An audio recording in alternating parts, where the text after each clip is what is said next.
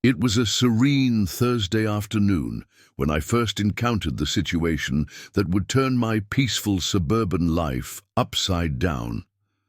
I remember it clearly because I was working from my home office, gazing out at the well-maintained gardens that lined our quiet cul-de-sac in Maple Ridge Estates. As a software developer, I'd chosen this neighborhood specifically for its tranquility, the kind of place where neighbors waved to each other and children rode their bikes safely down tree-lined streets. Little did I know that my carefully chosen sanctuary was about to become the battleground for a months-long dispute that would test my patience, resilience, and ultimately change how our entire community functioned. Before we jump back in, tell us where you're tuning in from, and if this story touches you, make sure you're subscribed because tomorrow I've saved something extra special for you. My name is Alex Mitchell, and for the past 3 years, I'd lived at 247 Oakwood Circle. It was a modest 2-story house with a newly renovated garage that I'd converted into a home gym, my pride and joy and morning ritual sanctuary. The previous owners had installed a beautiful cobblestone driveway that could comfortably fit 3 cars, though I usually only parked my Tesla Model 3 there, keeping it neat and organized like everything else in my life. Life in Maple Ridge Estates followed a comfortable rhythm. Every morning, I'd wake up at 6 a.m., spend an hour in my garage gym, then shower and settle into my home office by 8 a.m. sharp. My neighbors were mostly young professionals and retired couples who took pride in maintaining their properties. We had the occasional community barbecue, and everyone generally respected each other's space and privacy. The most dramatic events usually involved discussions about whose turn it was to organize the annual block party or gentle reminders about garbage bin placement. That Thursday afternoon, however, as I was preparing for a video call with my development team, I noticed something unusual through my office window. A gleaming white Range Rover was backing into my driveway, moving with the confidence of someone who owned the place. At first, I assumed it was a delivery driver, or perhaps a lost visitor looking to turn around. But as I watched, the driver parked the vehicle directly in the center of my driveway, effectively blocking both my Tesla and access to my garage gym. I waited a few minutes, expecting the driver to return quickly. 5 minutes passed, then 10, then 30. The Range Rover sat there, its pristine white paint reflecting the afternoon sun, like an unwelcome guest who had overstayed their welcome before even introducing themselves. As I would soon discover, this seemingly minor inconvenience was just the beginning of a series of events that would escalate far beyond anything I could have imagined. Looking back now, I almost wish I had handled that first encounter differently. Maybe if I had been more assertive or perhaps less accommodating, things wouldn't have spiraled the way they did.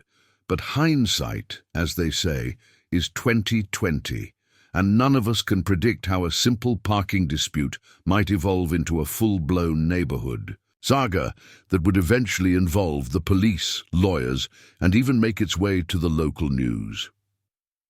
That afternoon, as I sat in my home office staring at that Range Rover, I had no idea I was about to meet someone who would challenge not just my patience, but my understanding of human behavior and property rights. I didn't know that this simple parking incident would reveal deep-seated issues within our community and ultimately lead to significant changes in how we handle disputes in Maple Ridge Estates.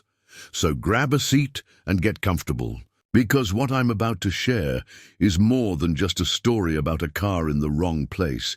It's a tale of entitlement, perseverance, and the importance of standing up for what's right, even when it would be easier to back down. And trust me, by the time this is over, you'll never look at your driveway the same way again. After watching the Range Rover sit in my driveway for nearly an hour, I decided it was time to investigate. My video call had ended, and the afternoon sun was casting long shadows across the cobblestones. The whole situation felt surreal. In 3 years of living here, nothing like this had ever happened. Maple Ridge Estates was the kind of place where people asked permission just to turn around in your driveway, let alone park there. I stepped outside, the autumn air crisp against my face, and approached the vehicle. It was even more imposing up close, a latest model Range Rover autobiography, probably worth north of $100,000, with dark-tinted windows and custom chrome. Wheels, the kind of car that screamed, "I make more money than I know what to do with."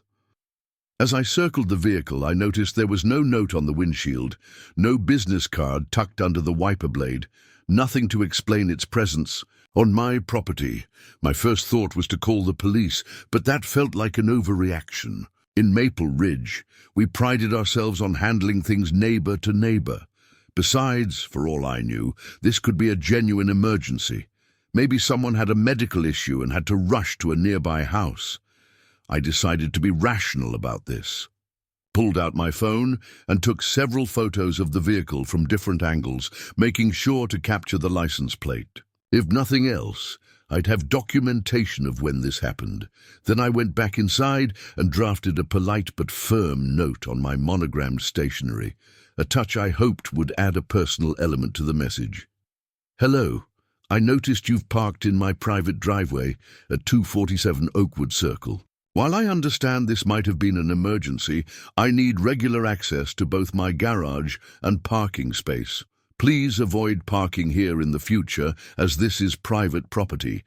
If you need to discuss this, feel free to ring my doorbell. Alex Mitchell." I placed the note under the windshield wiper, securing it carefully so it wouldn't blow away. As I did so, I noticed something that made my stomach tighten. A Maple Ridge Estates parking sticker on the lower corner of the windshield. This wasn't a visitor or someone who had gotten lost. This was a neighbor. The realization changed things. Someone who lived in our community, who had presumably read the same HOA guidelines I had, who attended the same neighborhood meetings, had deliberately chosen to park in my driveway without so much as a word of explanation or request for permission. I spent the next hour trying to focus on work, but I found myself getting up every few minutes to check if the Range Rover was still there. It was like having a splinter in your mind, a small but persistent irritation that you couldn't ignore. I tried to rationalize it. Maybe they were having work done on their own driveway. Maybe they were helping an elderly relative. Maybe their own parking space was temporarily blocked. By 6 p.m., the vehicle was still there. The shadows had lengthened, and the evening commuters were returning home, their cars sliding quietly past my house. A few neighbors walked their dogs, glancing curiously at the Range Rover in my driveway. I could almost see the questions forming in their minds, but in typical Maple Ridge fashion, they were too polite to ask. I decided to take a walk around the neighborhood, partly to clear my head and partly to see if I could spot where this vehicle usually parked. Our community wasn't that large. 6 streets arranged in a loose grid, with about 40 houses in total. Surely someone would recognize this distinctive vehicle. As I walked, I noticed other driveways, some empty, some with multiple cars, all of them respecting the clear boundaries of property lines. The whole situation felt increasingly bizarre. In a neighborhood where people apologized for their flowers growing slightly over your lawn, how could someone be so brazenly inconsiderate? Just as I was completing my circuit of the neighborhood, my phone buzzed with a text from Sarah Chen, my next-door neighbor. "Hey Alex, everything okay? Noticed the white Range Rover in your driveway. Isn't that Margaret Winters' new car?" Margaret Winters. The name wasn't familiar, but that wasn't surprising. As someone who worked from home and kept to myself, I didn't know all my neighbors by name. I texted Sarah back, asking for more information. Her response was quick and illuminating. She moved into the old Peterson place on Maple Court about 2 months ago. Been causing quite a stir at the community meetings. You might want to be careful. She's got a reputation for being difficult. The sun was setting now, casting an orange glow across the neighborhood. The Range Rover sat in my driveway like a gleaming white monument to entitlement, and I had a feeling this wasn't going to be a simple matter to resolve. Something about Sarah's warning, combined with the sheer audacity of parking in someone's driveway without permission, told me I was in for more than just a minor inconvenience. Little did I know, this was just the opening move in what would become a chess game of suburban warfare, where every action would have consequences and the stakes would rise higher than I could have imagined. As night fell over Maple Ridge Estates, I found myself pacing in my home office, debating my next move. The Range Rover remained unmoved, its white paint now ghostly under the streetlights. My polite note fluttered occasionally in the evening. Breeze, untouched and apparently unread. After Sarah's text about Margaret Winters, I'd spent some time Googling proper protocols for dealing with unauthorized parking on private property, determined to handle this situation the right way. I had an early morning client meeting the next day that I couldn't miss, and my Tesla was effectively trapped in the garage. The irony wasn't lost on me. I'd specifically bought a house with a 3-car driveway to avoid any parking hassles, and now I couldn't even get my own car out. I decided to be proactive and emailed my client explaining that we might need to make the meeting virtual, citing unforeseen circumstances. It felt absurd having to rearrange my professional life because someone had decided my driveway was their personal parking spot. Around 9 p.m., I heard a car door slam outside. Peering through my office blinds, I watched as a figure approached the Range Rover. Even in the dim light of the street lamps, there was something commanding about her presence. She moved with the kind of confidence that suggested she was used to getting her way. Margaret Winters, I presumed, was finally retrieving her vehicle. Preparing and narrating this story took us a lot of time, so if you are enjoying it, subscribe to our channel. It means a lot to us. Now back to the story. I quickly made my way to the front door, determined to have a civil conversation about this invasion of my property. By the time I stepped outside, she was already reading my note, holding it up to the light with what appeared to be amused interest. "Excuse me," I called out, keeping my voice friendly but firm. "I'm Alex Mitchell. I left that note." She turned, and in the glow of my porch light, I could see she was elegantly dressed in what looked like designer clothes, probably returning from some social engagement. She was probably in her mid-50s, with perfectly styled blonde hair and the kind of expensive jewelry that caught light from every angle. "Oh, yes," she replied, her tone somewhere between dismissive and condescending. "I saw your note. A bit formal, don't you think? We're neighbors, after all." Her response caught me off guard. There was no apology, no explanation, not even a hint of embarrassment at being caught parking in someone else's driveway. Instead, she acted as if I was the one being unreasonable. "Well," I said, trying to maintain my composure, "since we hadn't met before, I thought a written note was appropriate. I'm sure you can understand that parking in someone's private driveway without permission isn't really neighborly behavior." Margaret laughed, but it wasn't a warm sound. "Oh, darling," she said, waving my note in the air, "you really are new to how things work around here, aren't you? I had a dinner engagement at the country club, and your driveway is so conveniently located. Besides, you weren't using all of it anyway." I blinked, momentarily stunned by her logic. "I couldn't use it because your car was blocking my garage," I pointed out. "I had to reschedule a client meeting for tomorrow because I can't get my car out." "Well, I'm moving it now, aren't I?" she replied, as if this resolved everything. "Really, Alex, may I call you Alex? I think you're making far too much of this. In my experience, neighbors help neighbors. It's what builds community." As she spoke, I noticed Sarah Chen watching from her window next door. Her earlier warning about Margaret being difficult suddenly seemed like an understatement. "I'm happy to help neighbors," I said, struggling to keep my voice level, "but that usually involves them asking first. What you did was simply trespass on private property." Margaret's expression hardened slightly. Trespass?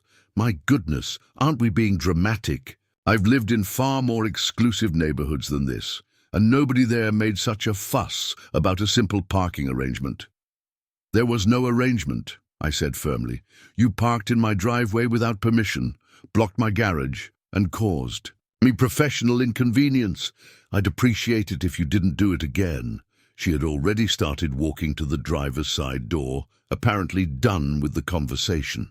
You know, she called over her shoulder, you might find life easier here if you learned to be more flexible, community spirit and all that.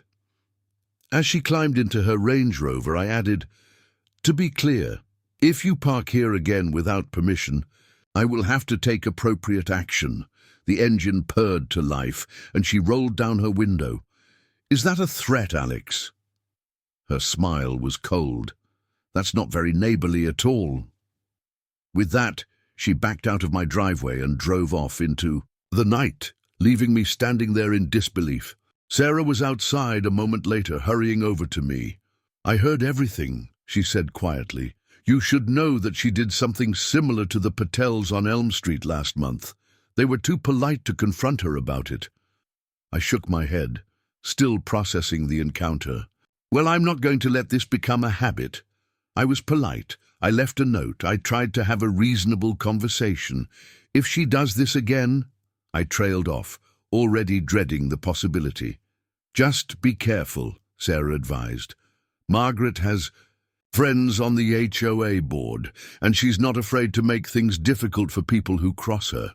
As I headed back inside, I couldn't shake the feeling that this wasn't over. Margaret's attitude suggested she saw my driveway as a convenience she was entitled to use, and my objections as an amusing inconvenience rather than a legitimate complaint. I spent the rest of the evening documenting everything that had happened, taking screenshots of my rescheduled client meeting and saving the photos I'd taken of her car. Something told me I might need them. That night, as I lay in bed trying to sleep, I couldn't help but wonder how many other neighbors had Margaret steamrolled with her particular brand of entitled behavior. And more importantly, what would it take to make her understand that my property rights weren't negotiable? 3 the next morning, I woke up early, relieved to see my driveway empty and peaceful in the dawn light. I went through my usual routine, an hour in the garage gym, followed by a shower and breakfast, trying to put the previous day's confrontation behind me. My rescheduled client meeting wasn't until the afternoon, so I had time to catch up on other work. Around 10 o'clock, I heard the distinctive sound of a luxury engine idling outside. Surely not, I thought to myself, but my stomach was already knotting as I walked to my office window. There it was, the white Range Rover, backing into my driveway once again. This time, Margaret didn't just park casually, she positioned her vehicle even closer to my garage door, as if making a point. I watched, dumbfounded, as she emerged from the car wearing designer workout clothes and carrying what looked like a yoga mat. She didn't even glance at my house as she strolled away, her ponytail swinging with each confident step. The sheer audacity of it, returning not even 24 hours after our conversation, left me momentarily speechless. My phone buzzed. It was Sarah. Heads up, Margaret teaches a private yoga class at the Hendersons' house on Tuesdays and Thursdays. Their driveway is usually full because Mrs. Henderson's art group meets at the same time. I typed back, so she's just decided my driveway is her personal parking spot? Sarah's response was quick. The Patels said she did this 3 times before they started parking multiple cars in their driveway specifically to prevent it. She just moved on to the next convenient spot. Looks like that's you now. This information changed things. This wasn't a one-time occurrence or a misunderstanding. It was a pattern of behavior. Margaret had already established a history of treating other people's property as her personal parking lot, and now she was deliberately ignoring my clear request to stop. I decided to document everything meticulously. I took more photos, time with timestamps, and began writing detailed notes about each incident. I also started researching local parking laws and property rights. If Margaret was going to escalate this situation, I wanted to be prepared. 2 hours later, I was deep in a legal forum about property rights when I heard voices outside. Peering through the window, I saw Margaret with a small group of women, all in expensive workout gear, standing near her car. They were laughing about something, and I distinctly heard one of them say, "Well, if they didn't want people parking, here they should have put up a gate." The casual entitlement in that statement made my blood boil. I grabbed my phone and started recording video, capturing their conversation and Margaret's dismissive gesture toward my house. As they dispersed, Margaret took her time getting into her Range Rover, adjusting her mirrors and making a phone call before finally backing out of my driveway. Just as I thought the situation couldn't get more frustrating, I noticed something that made my jaw clench. There were several empty parking spots on the street, easily visible from my driveway. Margaret had chosen to park in my driveway not out of necessity, but as a deliberate act of defiance. I spent the next hour drafting and discarding various approaches to handle this situation. A stronger warning note, a formal letter, a complaint to the HOA. Each option seemed either too aggressive or too passive. I needed to find the right balance between asserting my rights and avoiding an all-out neighborhood war. Finally, I decided to take a different approach. I printed out several photos, the Range Rover blocking my garage, the empty street parking spots, and timestamps showing the duration of each incident. I wrote a new note, this time with a more formal tone. "Margaret, I have documented your unauthorized use of my private driveway, including today's incident, which lasted from 10:07 a.m. to 12:45 p.m. As discussed yesterday, this is trespassing on private property. I have also documented available street parking that could have been used instead. If this continues, I will be forced to take appropriate legal action. This is your final warning. Alex Mitchell." I placed the note, along with the photos, in a sealed envelope and marked it Margaret Winters, important notice in bold letters. Rather than leaving it on her car, I decided to hand-deliver it to her house. The walk to Maple Court gave me time to calm down and remind myself to stay professional. As I approached her house, a recently renovated colonial with immaculate landscaping, I noticed several cars parked in her circular driveway. None of them were blocking access or infringing on anyone else's property. The irony wasn't lost on me. She clearly understood the concept of proper parking when it came to her own property. I placed the envelope securely in her mailbox, took a photo as proof of delivery, and walked back home, feeling both satisfied that I had taken action and apprehensive about how she would respond. Something told me that Margaret Winters wasn't someone who responded well to being called out on her behavior, no matter how justified the complaint. That evening, as I sat on my porch, enjoying the cool air and keeping one eye on my now empty driveway, Sarah came over with a cup of coffee and some neighborhood insights. "You should know," she said, settling into one of my porch chairs, "that Margaret's been bragging at her yoga class about how she's teaching the new neighbor about community sharing. Apparently, she finds your reactions amusing." I took a sip of my own coffee, letting this information sink in. "So this isn't just about convenient parking anymore, is it?" Sarah shook her head. "No, I think you've become her new project. She does this, finds ways to assert dominance over the neighborhood. Most people eventually give in because they don't want the drama." As the sun set over Maple Ridge Estates, I realized this situation had evolved into something more than a simple parking dispute. It was becoming a test of wills, and Margaret had just raised the stakes. The question was, what would she do next, and how far was I willing to go to protect my property rights? The next morning broke with a sense of tense anticipation. I had an important video presentation with international clients scheduled for 11 a.m., and I'd spent extra time setting up my office to ensure everything would run smoothly. My Tesla was parked strategically in the driveway, positioned in such a way that I hoped would discourage any unwanted parking attempts. At precisely 10:45 a.m., as I was doing my final technical checks, I heard it. The unmistakable sound of a horn blaring repeatedly outside my house. My heart sank. I already knew what I would see when I looked out the window. There she was, Margaret Winters in her white Range Rover, sitting at the end of my driveway, imperiously honking her horn as if summoning a valet. When she saw me appear at the window, she rolled down her window and called out with exaggerated politeness, "Alex, darling, would you mind moving your car? My yoga students will be arriving soon." I glanced at my computer clock, 15 minutes until my presentation. This wasn't just inconsiderate anymore, it was deliberately disruptive. I grabbed my phone to record and headed outside, determined to handle this confrontation as calmly as possible. "Margaret," I said, trying to keep my voice steady, "I have an important work presentation in 15 minutes.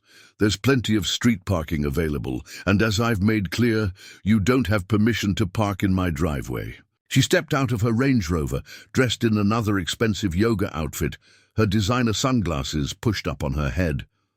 "Oh, come now," she said, her voice dripping with condescension. "Surely you can understand that my students expect a certain level of convenience. We can't have them parking on the street like, well, you understand." "Actually, I don't understand," I replied, holding my phone steady to capture the interaction. "This is private property, and you're disrupting my work. I've asked you repeatedly not to park here." Margaret's practiced smile faltered slightly when she noticed I was recording. "Are you filming me? That's rather aggressive, don't you think? What would the neighbors say about such hostile behavior?" "The neighbors," I responded, "have already told me about your history of parking in other people's driveways without permission. I'm simply documenting your continued trespassing after multiple warnings." Her expression changed then, the polite veneer cracking to reveal something harder underneath. "Listen here, Mr. Mitchell," she said, taking a step closer. "I've lived in communities far more prestigious than this, and I've never encountered someone so inflexible. Do you know who my husband is? Do you have any idea who you're dealing with?" I stood my ground. "I don't care if your husband is the president, Margaret. This is my property, and you're not welcome to park here. Now, if you'll excuse me, I have a client meeting to prepare for." "We'll see about that," she snapped, getting back into her Range Rover. Instead of leaving, however, she pulled out her phone and began making calls, her engine still running at the end of my driveway. Within minutes, 2 other cars pulled up, one belonging to Patricia Henderson, whose house hosted the yoga classes, and another I didn't recognize. Both women approached with the same air of entitled concern that Margaret had perfected. "Alex," Patricia began, as if speaking to a difficult child, "we're all neighbors here. Margaret's yoga class is an important part of our community. Surely we can work something out?" The unknown woman chimed in. "I'm Regina Blackwood, HOA Board Secretary. Perhaps we could discuss this like reasonable adults." I checked my phone. 7 minutes until my presentation. "Ladies," I said firmly, "I have an international client meeting in minutes. This is my private property, and I've made my position clear. If you'll excuse me," Regina stepped forward, her expression stern. "You might want to consider how uncooperative behavior could affect future HOA decisions regarding your property improvements, Mr. Mitchell." Did she just threaten me? I turned my phone to capture her clearly. "Are you suggesting the HOA would retaliate against me for protecting my property rights?" "That's an interesting approach, Mrs. Blackwood. I'm sure the County Housing Board would find that fascinating." Regina's face flushed, but before she could respond, my phone buzzed, a 5-minute warning for my presentation. "Now, if you'll all excuse me, I have work to do. Margaret, please move your vehicle. Everyone else, please leave my property." As I turned to go inside, I heard Margaret say quietly to her friends, "Well, He's certainly made his choice. How unfortunate." The threat in her voice was unmistakable. I made it to my presentation with 1 minute to spare, my heart racing and my mind reeling from the confrontation. As I launched into my client presentation, I could hear cars leaving my driveway, followed by the sound of doors slamming and agitated voices. Sarah texted me later to say she'd witnessed the whole thing from her window and had recorded it as well, just in case. She also mentioned that Margaret's yoga students were now parked up and down the street, their luxury vehicles conspicuously lining both sides of the road in front of my house. It was clear now that this situation had evolved beyond a simple parking dispute. Margaret had just escalated it into a neighborhood power play, complete with HOA threats and attempts at social pressure. As I wrapped up my presentation, I couldn't help but wonder, what would their next move be, and how should I prepare for it? Later that afternoon, determined to understand exactly who I was dealing with, I decided to dig deeper into Margaret Winter's background. Sarah had been collecting neighborhood gossip like precious gems, and over coffee in her kitchen, she shared what she'd learned since the morning's confrontation. "You've really stirred up the hornet's nest," she said, sliding a plate of cookies across her granite countertop. "Margaret's been calling an emergency community wellness meeting at her house. Invitation only, of course."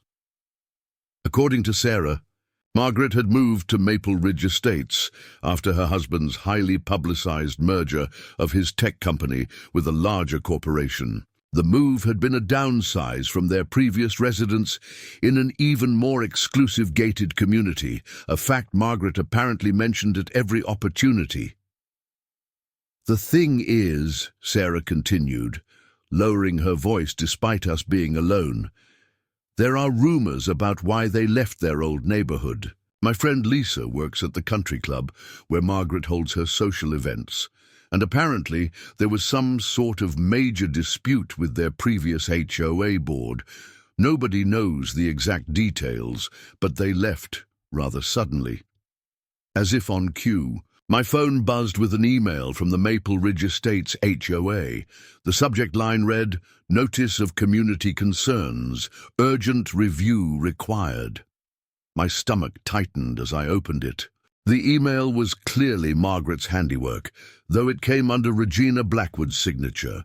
It detailed numerous complaints about my unwillingness to participate in community cooperation and suggested that my aggressive behavior toward neighbors was causing concern. It requested my presence at a special HOA meeting the following week to discuss these issues and find a resolution. "Look at this," I said, showing Sarah the email. She read it quickly, her eyes widening. "Oh, this is her signature move," Sarah explained. "From what I've heard, she did the same thing in her old neighborhood. She finds ways to turn minor disputes into community issues, then uses social pressure to force people to comply with her wishes." Just then, Sarah's teenage daughter Emma burst into the kitchen, her face flushed with excitement. "Mom, you won't believe what I just heard. I was walking past Mrs. Winter's house and they're all in there talking about Mr. Mitchell." We both turned to look at her, and Emma continued, barely pausing for breath. "Jessica Henderson was FaceTiming me from inside. Her mom made her stay upstairs, but she could hear everything. Mrs. Winters is telling everyone that Mr. Mitchell threatened her this morning and that he's been harassing her for weeks." I nearly choked on my coffee. "Harassing her? I've been documenting her trespassing on my property."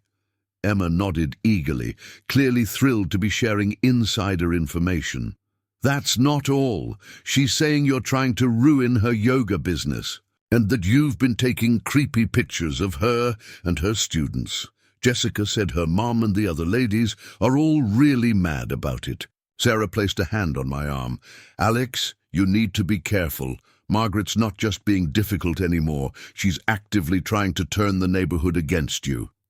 I pulled out my phone and started scrolling through my documentation of the past few days. The photos, videos, and notes I'd kept of every interaction. But I have proof of everything. She can't just make up lies and expect everyone to believe her. Actually, Sarah said grimly, that's exactly what she does. Remember the Patels? After they blocked her from parking in their driveway, rumors started spreading about their cooking odors being disruptive to the community. They ended up installing an expensive ventilation system just to keep the peace. The pieces were starting to fall into place.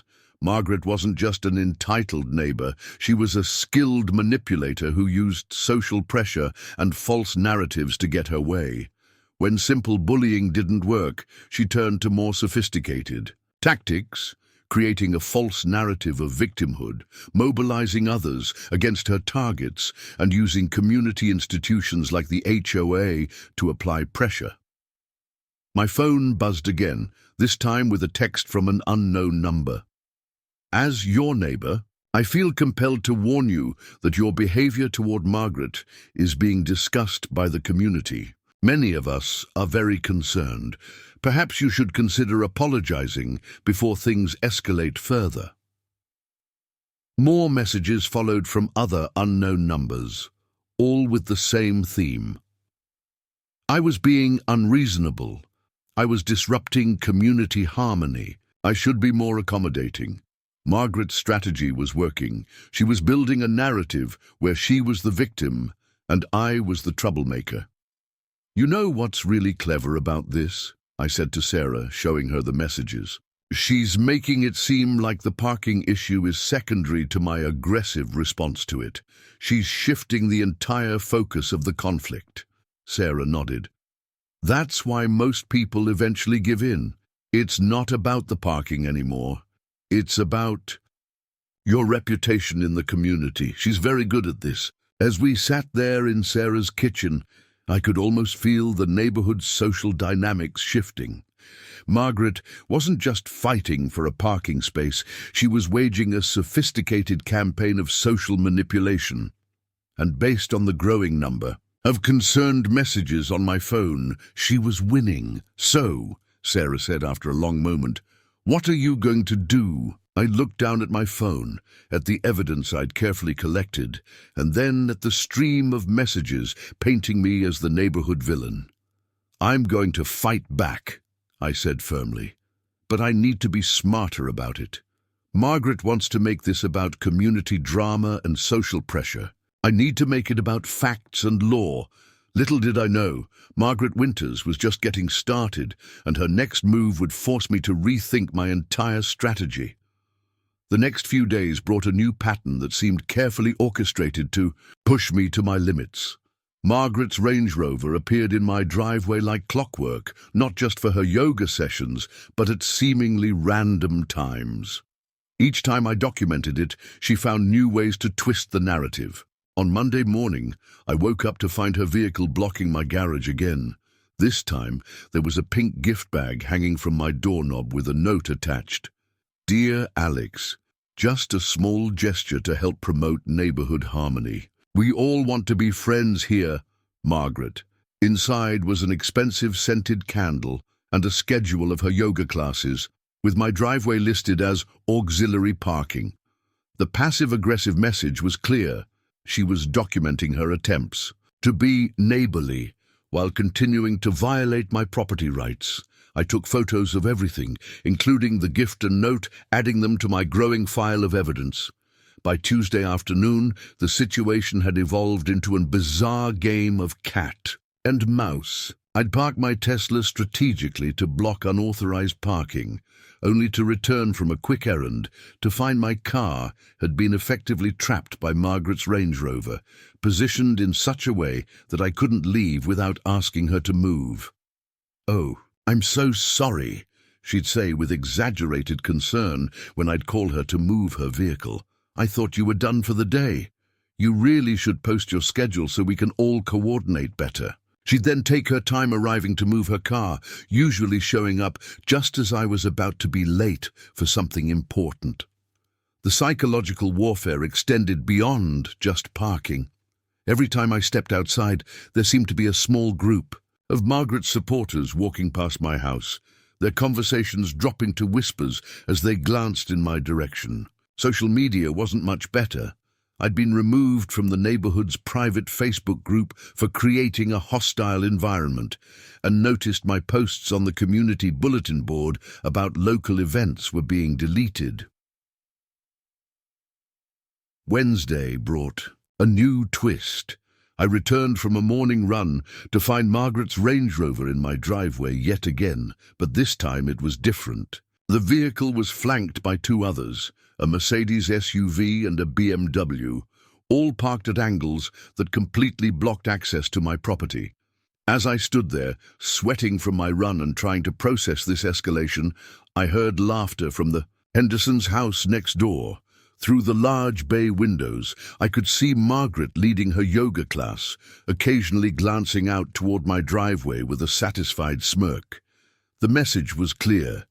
She wasn't just going to continue parking in my driveway. She was going to turn it into a group activity. I pulled out my phone to document this latest violation when Patricia Henderson emerged from her house, power walking toward me in her designer athletic wear. "Alex!" she called out, her voice syrupy. "Sweet, we're trying to have a peaceful yoga session. Could you please stop taking pictures? It's making everyone very uncomfortable." "What's making me uncomfortable?" I replied evenly, continuing to photograph the vehicles. "Is having my private property turned into a parking lot without my permission." Patricia's smile tightened. "You know, Margaret's husband, Jerome, sits on several influential boards in this community. She's really trying to help you understand how things work here. Fighting this is only going to make things more difficult for you." I turned to face her directly, making sure my phone was still recording. "Is that a threat, Patricia?" "Of course not," she laughed, but her eyes were cold. "Just some friendly advice from a concerned neighbor. Nobody wants this situation to escalate further." As she walked away, I received a text from Sarah. "Check your mailbox now." Inside my mailbox was an official-looking envelope from the Maple Ridge Estates HOA. The letter inside detailed a list of complaints about my aggressive behavior and unauthorized surveillance of neighbors. It demanded that I cease photographing vehicles in my driveway, as it was creating a hostile environment and violating community members' privacy. The letter was signed by Regina Blackwood, but I could practically hear Margaret's voice in every word. They were trying to prevent me from documenting their violations while continuing to park in my driveway with impunity.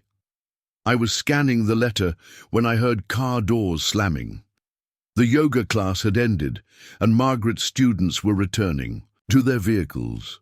I watched as they took their time leaving, clustering in my driveway to chat and laugh, occasionally glancing in my direction. Margaret stood in the center of the group, holding court like a queen among her subjects.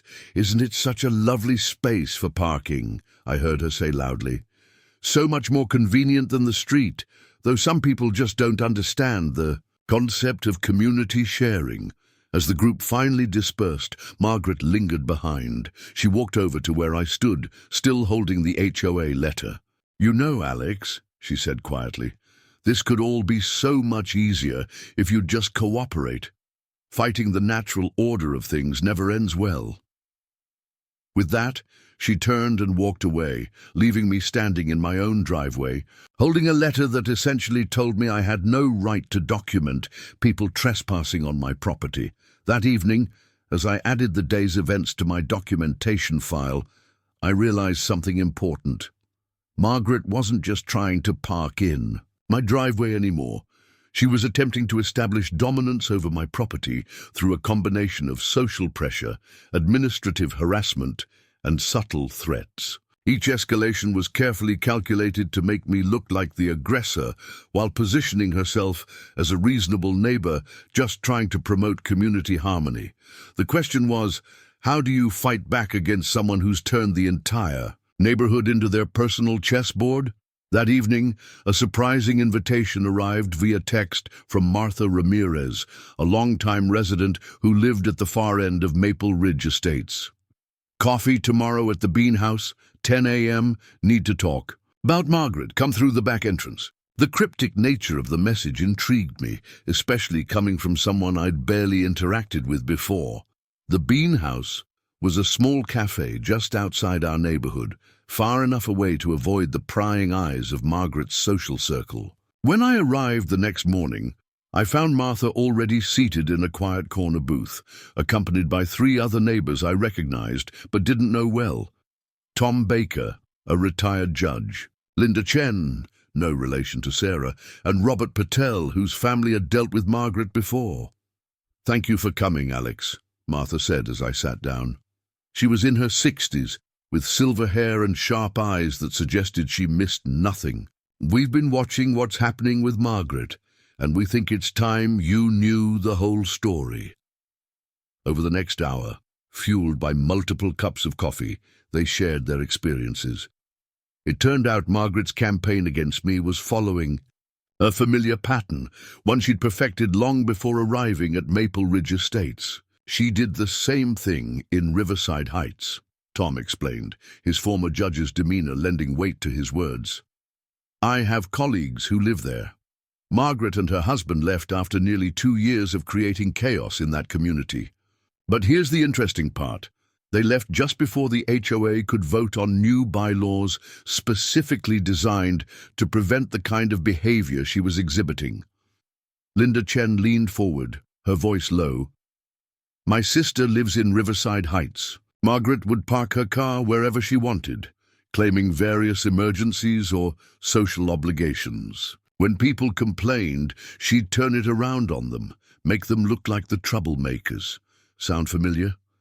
"Very," I said, thinking about the HOA letter in my files. "But why are you all telling me this now?" Robert Patel, who had been quiet until now, spoke up. "Because you're the first person who's actually stood up to her with any success.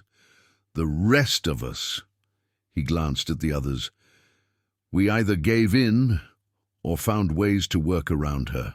"But that only made things worse," Martha nodded.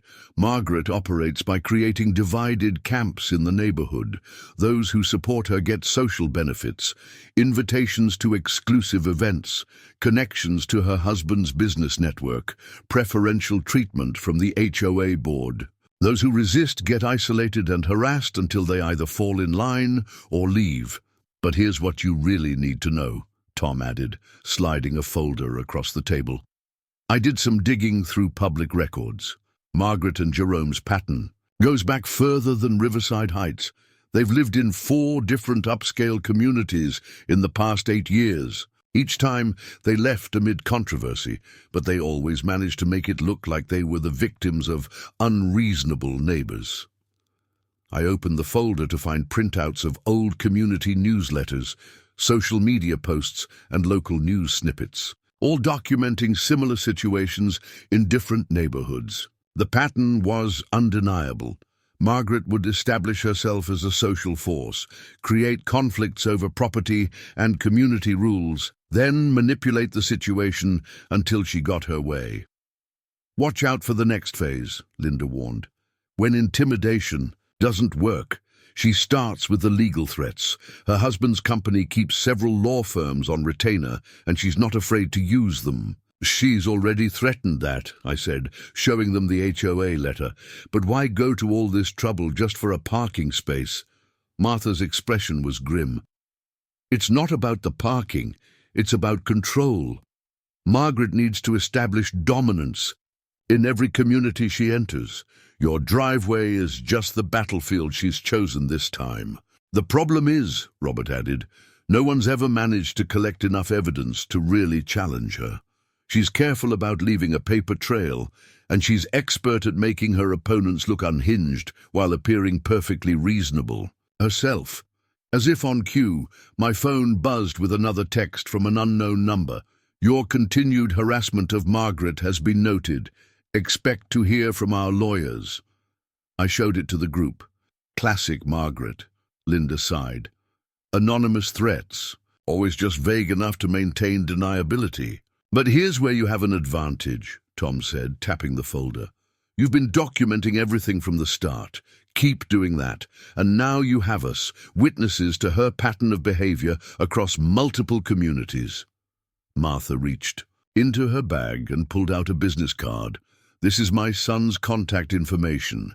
He's a lawyer specializing in property disputes and harassment cases. He's dealt with similar situations before. Given what's happening, you might want to give him a call. As our meeting wrapped up, Robert caught my arm. One more thing, be careful about your online presence. Margaret's got a talent for finding and twisting personal information. In our case, she somehow found out about my daughter's college applications and spread rumors that affected her chances at several schools. Walking back home, I felt both better and worse. Better because I now understood the full scope of what I was dealing with. This wasn't just about the entitled neighbor, but a practiced manipulator with a history of similar behavior. Worse, because I realized this conflict was likely to get much more intense before it got resolved. Just as I reached my driveway, I spotted Margaret's Range Rover turning onto our street. She slowed as she passed me, her designer sunglasses hiding her eyes but not her smirk. She knew I'd been meeting with others. Her network of supporters had undoubtedly spotted us at the Bean House. The question was, what would she do with that information? Sarah was waiting on her porch next door. Emergency HOA meeting just announced for tomorrow night, she called out. Guess what's on the agenda? I didn't have to guess. Margaret was making her next move, and I needed to be ready for it. That evening I took Martha's advice and called her son, James Ramirez, the property dispute lawyer. After explaining my situation, he agreed to meet me first thing the following morning before the HOA meeting. His office was a modern suite in a downtown building with floor-to-ceiling windows offering a view of the city skyline, a far cry from our suburban battleground. "So," James said, reviewing the extensive documentation I'd brought, "my mother told me about Margaret Winters, but I have to say, your level of detail in documenting everything is impressive. Most people don't think to record patterns of harassment until it's too late." I watched as he methodically went through my files, the photos, videos, timestamps, notes of every interaction, and the increasing number of threatening messages from unknown numbers. His expression grew more serious with each page. "What concerns me most," he said finally, "isn't just the parking issue. It's this coordinated campaign of social isolation and intimidation, the way she's manipulating the HOA, the anonymous messages, the attempts to prevent you from documenting her trespassing. It shows a sophisticated understanding of how to push people while maintaining plausible deniability.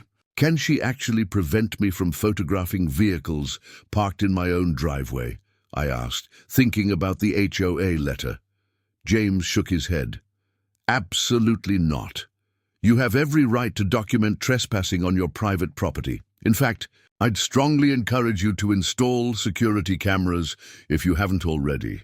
Just make sure they're focused on your property and not aimed at neighbors' houses." He pulled out a legal pad and started writing. "Here's what we need to do immediately. First, send a certified letter to both Margaret and the HOA formally revoking any implied permission to use your driveway. Second, post no trespassing and private property signs. Make them professional, not handwritten. Third, install those security cameras I mentioned." "What about the HOA meeting tonight?" I asked. "They're clearly planning something." "Ah, yes," he smiled grimly. "Mother mentioned that too. Here's the thing about HOAs. They have significant power, but they're also bound by their own bylaws and state laws. I took the liberty of reviewing Maple Ridge Estate's bylaws this morning." He pulled out another document. "They can't selectively enforce rules against one resident while ignoring violations by others. That's discrimination." He handed me several papers. "These are your property rights under state law, the relevant HOA bylaw sections, and the legal definition of harassment in our jurisdiction. Read them before the meeting. Knowledge is power, especially when dealing with someone like Margaret who relies on intimidation. Should you come to the meeting with me? I asked. James considered this. Not yet. Let's see what they're planning first. Sometimes showing your full hand too early can escalate things unnecessarily. But I want you to record the meeting. Our state is one-party consent, so you don't need to announce it, and take detailed notes. As we wrapped up the meeting, James added one more crucial piece of advice. Remember, Margaret's power comes from making her targets feel isolated and unreasonable. She's used to people eventually backing down to avoid the social and legal harassment. Don't engage with her provocations, don't lose your temper, and most importantly, don't stop documenting everything. Before leaving his office, I had one more question. What about the towing option? I've considered it, but it's absolutely within your rights, James confirmed. But if you do it, make sure you follow every procedure perfectly. Document the violation, call a licensed towing company, have them photograph everything before they tow. One mistake in the process is all Margaret needs to turn it against you. On my way home, I stopped at a home security store and purchased a comprehensive camera system with night vision and motion detection. The owner, hearing my situation, threw in some additional no trespassing signs and helped me design a layout that would provide maximum coverage of my driveway while respecting privacy boundaries.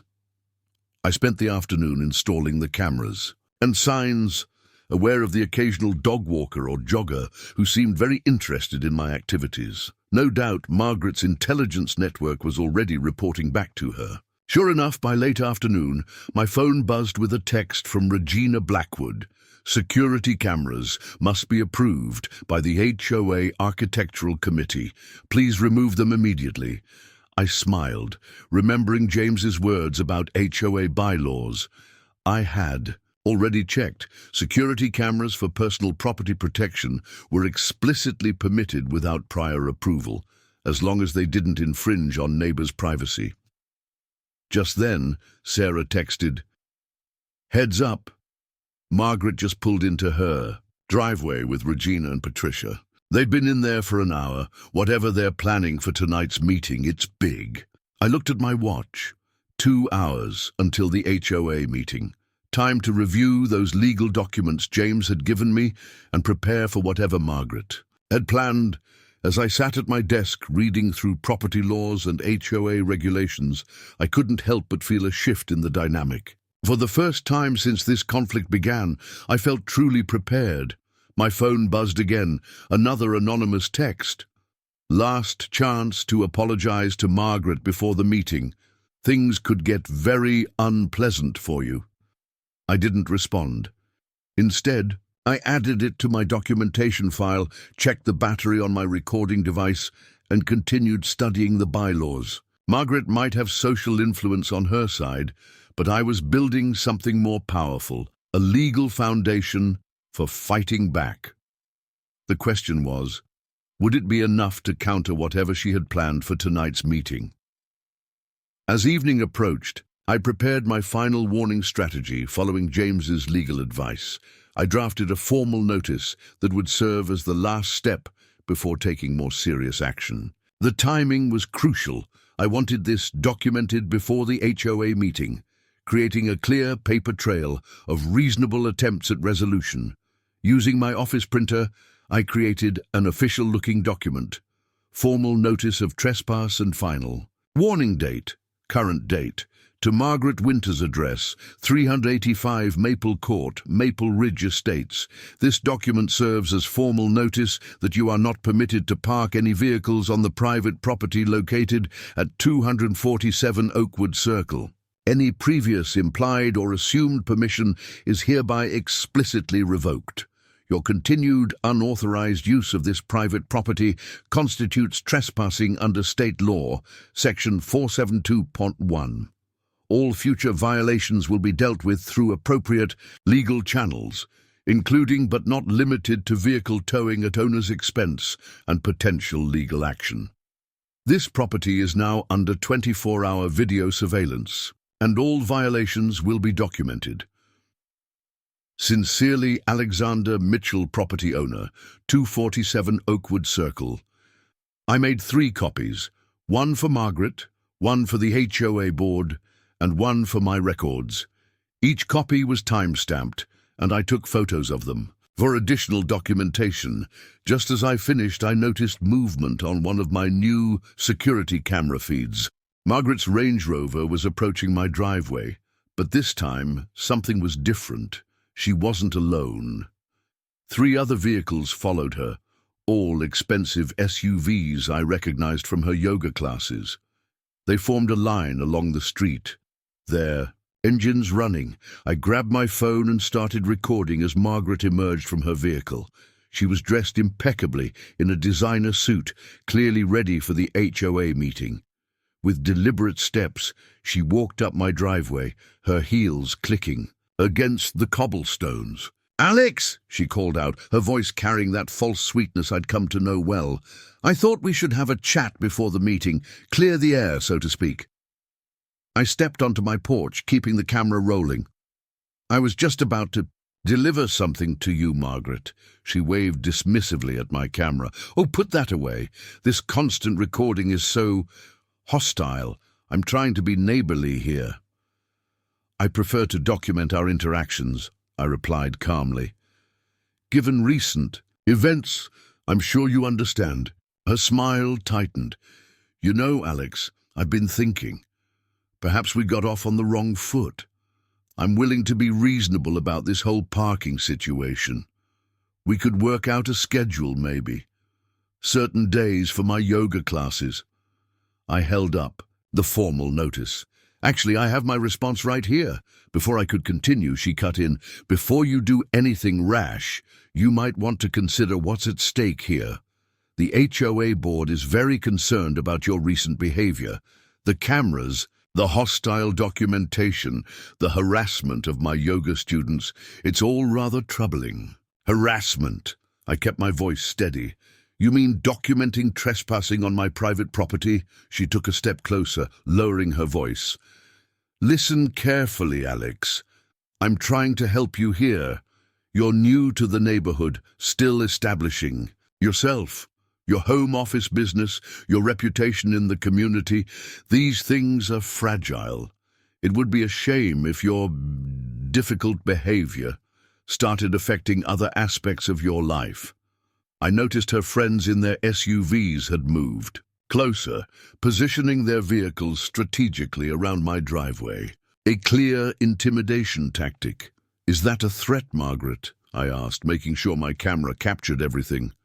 She laughed, but it didn't reach her eyes. "A threat? Oh no, darling.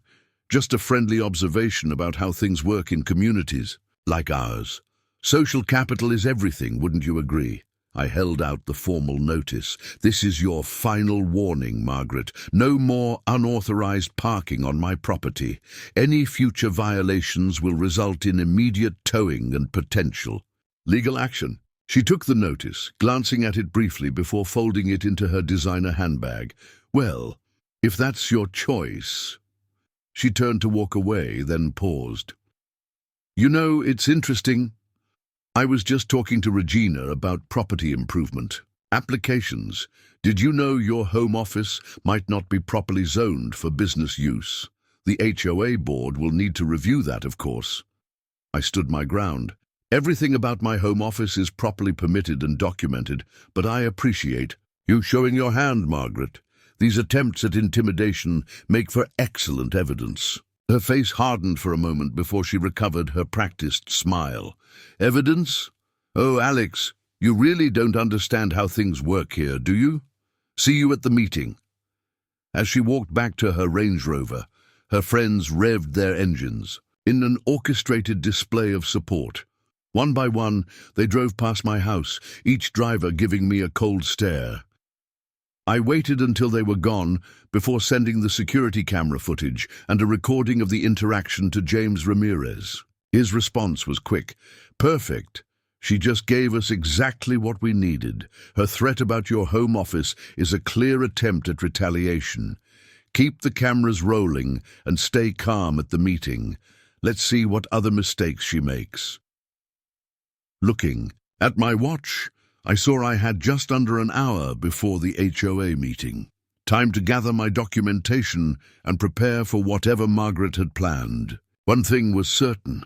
She'd just revealed her true colors, and her thinly veiled threats had only strengthened my resolve to end this once and for all. The next morning dawned bright and clear, but there was nothing bright about my mood when I looked out my office window.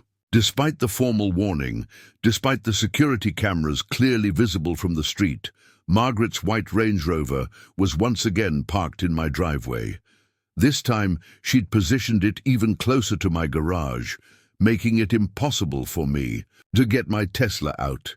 I checked the security footage from earlier that morning. The timestamp showed 6:15 a.m. She'd deliberately arrived before my usual workout time, probably assuming I wouldn't notice until later. The cameras had captured her smirking directly at one of them before walking away, an obvious challenge.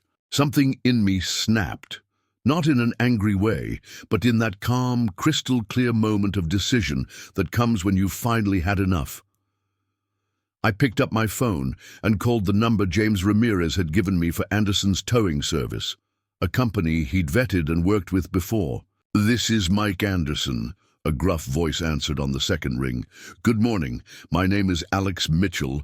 I have an unauthorized vehicle parked in my private driveway that needs to be removed.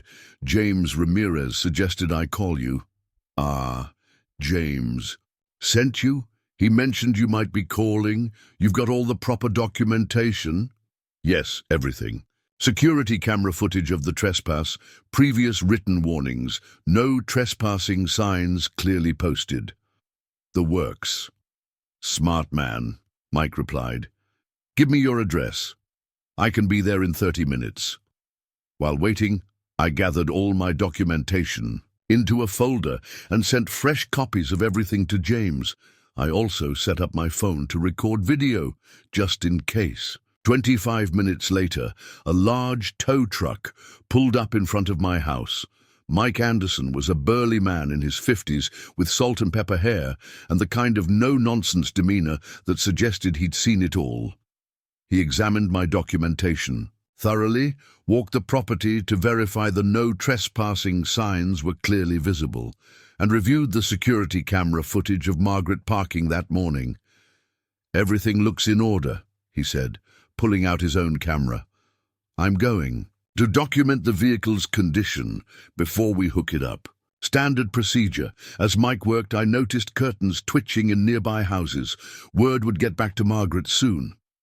Sure enough, just as Mike was positioning his truck, my phone started buzzing with texts. "Are you really this petty? You have no idea what you're starting. Margaret is going to destroy you." I ignored them all, focusing instead on documenting the towing process with my own camera. Mike worked efficiently, securing the Range Rover and preparing it for transport. Just as he was finishing up, I heard the screech of tires on pavement. A black Mercedes SUV came tearing around the corner, Patricia Henderson at the wheel, looking panicked. She slammed on her brakes in front of my house and practically fell out of her car. "Stop! You can't do this!" she shouted, running toward us. "Do you know who that car belongs to?" Mike didn't even look up from his work. "Ma'am, please stay back. This is an authorized tow of an illegally parked vehicle." "I'm calling Margaret right now," Patricia threatened, fumbling with her phone. "You're going to regret this." "Feel free to call whoever you want," I replied calmly, still recording, "but this vehicle is being legally towed from private property." After multiple warnings, Patricia was already on the phone, speaking rapidly. I could hear Margaret's voice through the speaker, shrill with anger. Within minutes, more cars began arriving, Margaret's yoga circle assembling like some sort of suburban defensive line. Finally, Margaret herself came speeding around the corner in her husband's Porsche. She jumped out, her designer yoga outfit slightly askew, her face flushed with rage. "What do you think you're doing?" she demanded, storming up my driveway. "Remove these hooks from my car immediately." Mike stepped between us, his calm presence a stark contrast to the chaos unfolding. "Ma'am, this is a legal tow. The vehicle was parked on private property without authorization. Proper warnings were issued, and all documentation is in order. You can retrieve your vehicle at our impound lot. Do you know who my husband is?" Margaret's voice had risen to a shriek. "We'll sue you both. This is harassment." I held up my phone, still recording. "No, Margaret, this is consequences. You were warned repeatedly. You chose to ignore those warnings. Now you can deal with the results. You..." She stepped toward me, finger pointed accusingly, but Mike's presence made her think better of it. Instead, she turned to her assembled supporters. "Everyone is witnessing this. Take pictures, record everything." "Good idea," I replied.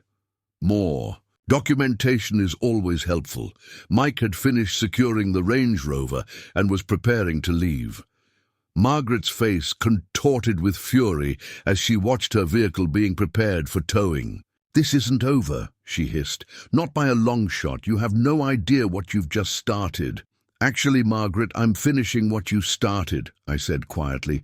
"The question is, are you ready for what comes next?" As the tow truck pulled away with Margaret's Range Rover, her supporters clustered around her, offering comfort and shooting me venomous looks. I could hear them already spinning the narrative, how I was unstable, aggressive, out of control. But for the first time since this conflict began, I felt completely in control. I had followed every legal procedure, documented everything, and finally taken decisive action. Whatever Margaret planned next, she'd have to do it without her favorite weapon. The ability to park wherever she wanted without consequences. Looking at the now empty driveway, I felt a mix of satisfaction and apprehension. This was either going to end the problem or escalate it beyond anything we'd seen so far. Based on the look of pure hatred Margaret had given me as her car was towed away, I was betting on the latter. Sarah texted me from next door. "Well, you've done it now. The neighborhood group chat is exploding. Margaret's already calling for an emergency HOA meeting tonight. You better be ready." I was ready. The question was Margaret ready for what I had planned next? The aftermath of the towing was immediate and intense. Before Mike Anderson's truck had even turned the corner with Margaret's Range Rover, my driveway had become ground zero for an impromptu neighborhood drama. Margaret stood in the center of her supporters, phone pressed to her ear, presumably talking to her husband or their lawyers, while occasionally shooting venomous glares in my direction. I maintained my position on my porch, phone still recording. As the crowd grew larger, neighbors who normally kept to themselves were emerging from their houses, drawn by the commotion. The air was thick with tension and the buzzing of rapid-fire text messages as Margaret's version of events spread through the community like wildfire. "He just had her car towed without any warning," I heard Patricia telling a group of newcomers, conveniently forgetting the multiple notices and confrontations that had led to this moment. "Completely unhinged behavior," Regina Blackwood added, loud enough to ensure I could hear. "The HOA will have to take serious action now." I noticed, however, that not everyone seemed to be buying into Margaret's narrative. Tom Baker, the retired judge I'd met at the Bean House, had arrived and was standing slightly apart from the crowd, observing everything with a practiced eye. Martha Ramirez was there too, ostensibly walking her dog, but clearly taking in the scene. They caught my eye and gave subtle nods of approval. Suddenly, Margaret ended her phone call and marched toward me, her supporters parting like a sea before her. Her face was composed now, but her eyes blazed with fury. "Congratulations, Alex," she said, her voice dripping with venom. "You've just made the biggest mistake of your life. Do you have any idea how much that car costs?" "Actually, I do," I replied, calmly, "just like I know exactly how much it costs to have it released from impound. All information you would have found in the multiple warnings you chose to ignore." "Warnings," she laughed, but it was a brittle sound. "You mean your childish little notes, your pathetic attempts at intimidation? I've dealt with people like you before, Alex. Small-minded people who don't understand how things work in civilized communities. I kept my phone steady, recording everything. Is that what you call it, Margaret? Civilized? Repeatedly trespassing on private property, organizing group harassment, making threats about my home office zoning? Harassment? She scoffed, turning to play to her audience. Everyone here has witnessed how aggressive and unstable you've been. The cameras, the constant recording, the hostile attitude toward your neighbors, and now this? She gestured dramatically at my empty driveway. Having my car towed while I was simply visiting a friend? You mean while you were trespassing? Again, after multiple warnings. Would you like to see the security footage showing you smirking at the camera this morning? Her eyes narrowed. Oh, you're going to regret mentioning those illegal cameras of yours. The HOA board will be very interested in discussing those at tonight's emergency meeting. The cameras that are explicitly permitted under HOA bylaws section 7.3, I replied. The ones documenting your repeated trespassing? Yes, I'm sure they will be interesting to discuss. Margaret stepped closer, lowering her voice so only I could hear. Listen carefully, you arrogant little man. By the time I'm done with you, you'll wish you'd never moved to Maple Ridge Estates. My husband's lawyers will bury you in paperwork. The HOA will fine you into oblivion. Your precious home office will make sure every client knows what kind of person they're dealing with. I held my ground, making sure my phone captured every word. Is that another threat, Margaret? You seem to be making a lot of those lately. Would you like to elaborate on exactly how you plan to interfere with my business? She caught herself, suddenly aware she might have said too much. Her practiced smile snapped back into place. I'm simply stating facts, darling. Actions have consequences.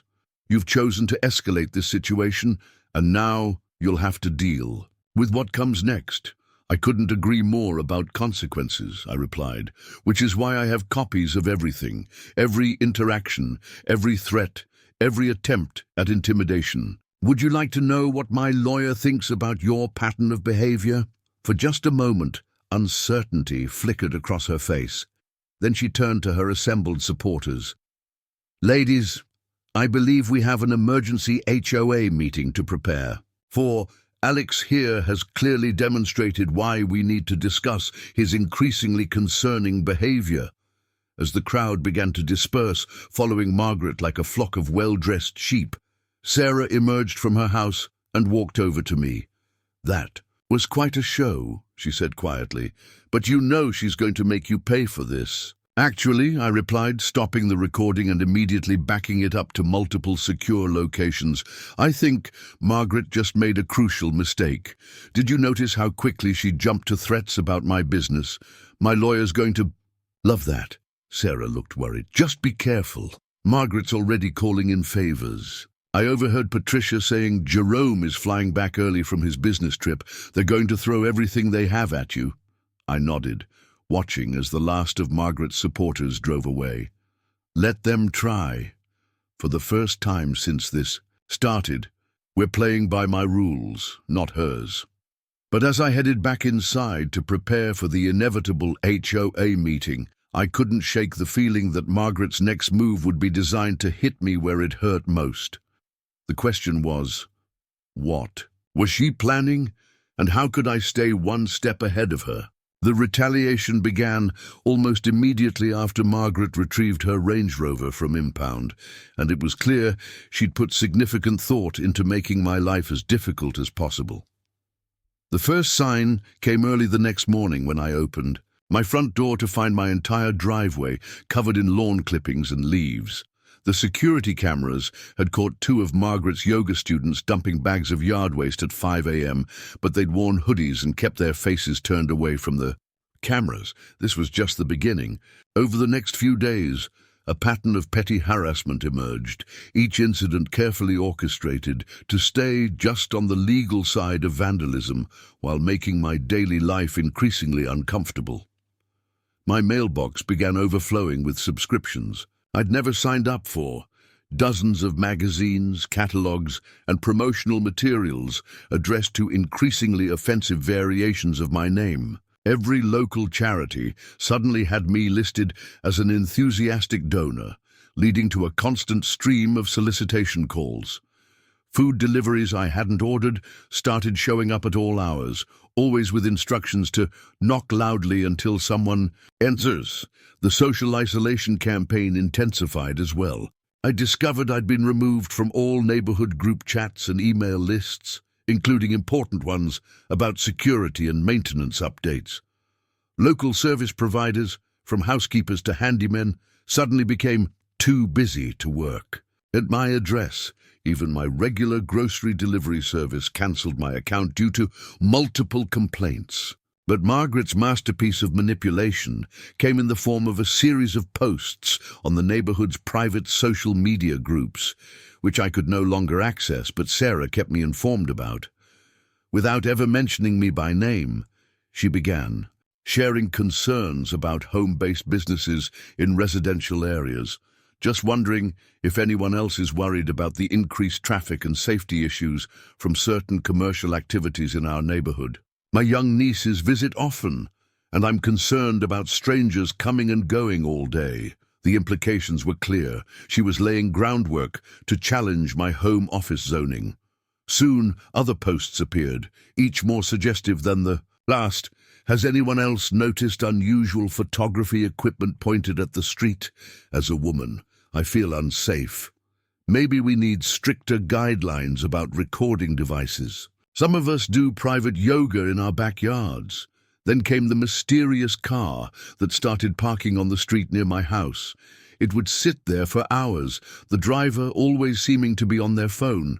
When I mentioned it to Sarah, she confirmed what I suspected.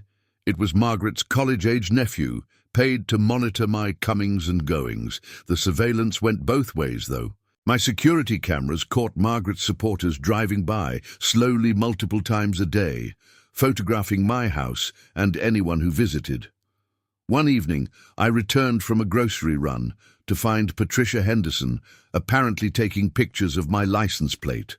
Just documenting some concerns for the HOA, she said sweetly when I confronted her.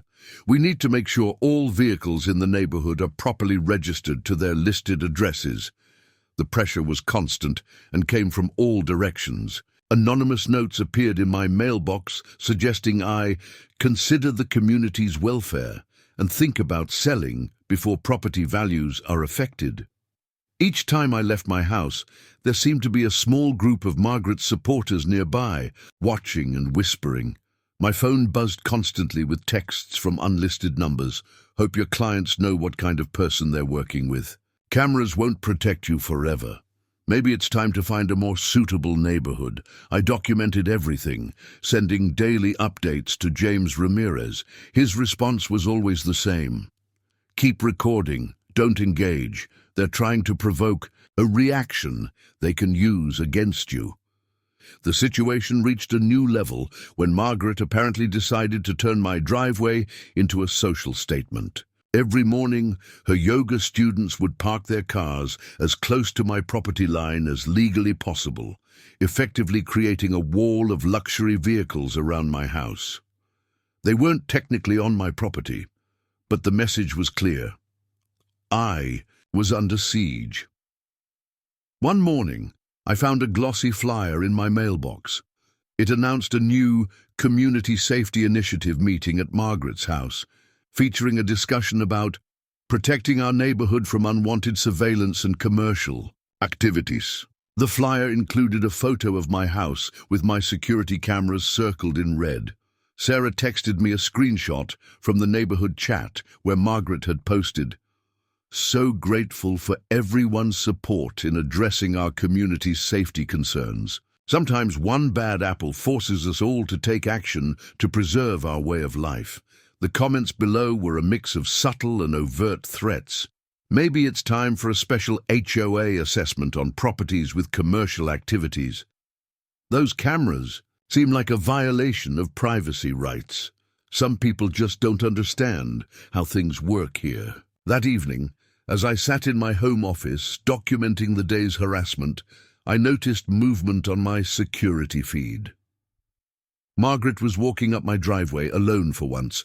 She looked directly into the camera and held up a thick envelope before placing it carefully at my door. Inside was a formal letter from the law firm of Winters, Crawford and Associates, Jerome's company's lawyers. They were demanding I remove all security cameras, cease harassment of Margaret and other residents, and pay damages for emotional distress and reputational harm. The letter concluded with a handwritten note in Margaret's elegant script. "It's not too late to apologize and make this all go away. Otherwise, this is just the beginning." I scanned everything and sent it to James, adding it to my growing file of evidence. His response was immediate. "Perfect. She's getting sloppy. Time to spring our trap." Looking out at the wall of luxury cars surrounding my property, I couldn't help but smile. Margaret thought she was turning the screws, but she didn't realize. Every act of retaliation was just making our case stronger. The question was, how much more evidence did we need before making our move? The next morning, I met with James Ramirez in his office to review our growing collection of evidence. The conference room table was covered with documents, photos, and printouts of text messages, a paper trail of Margaret's escalating campaign of harassment.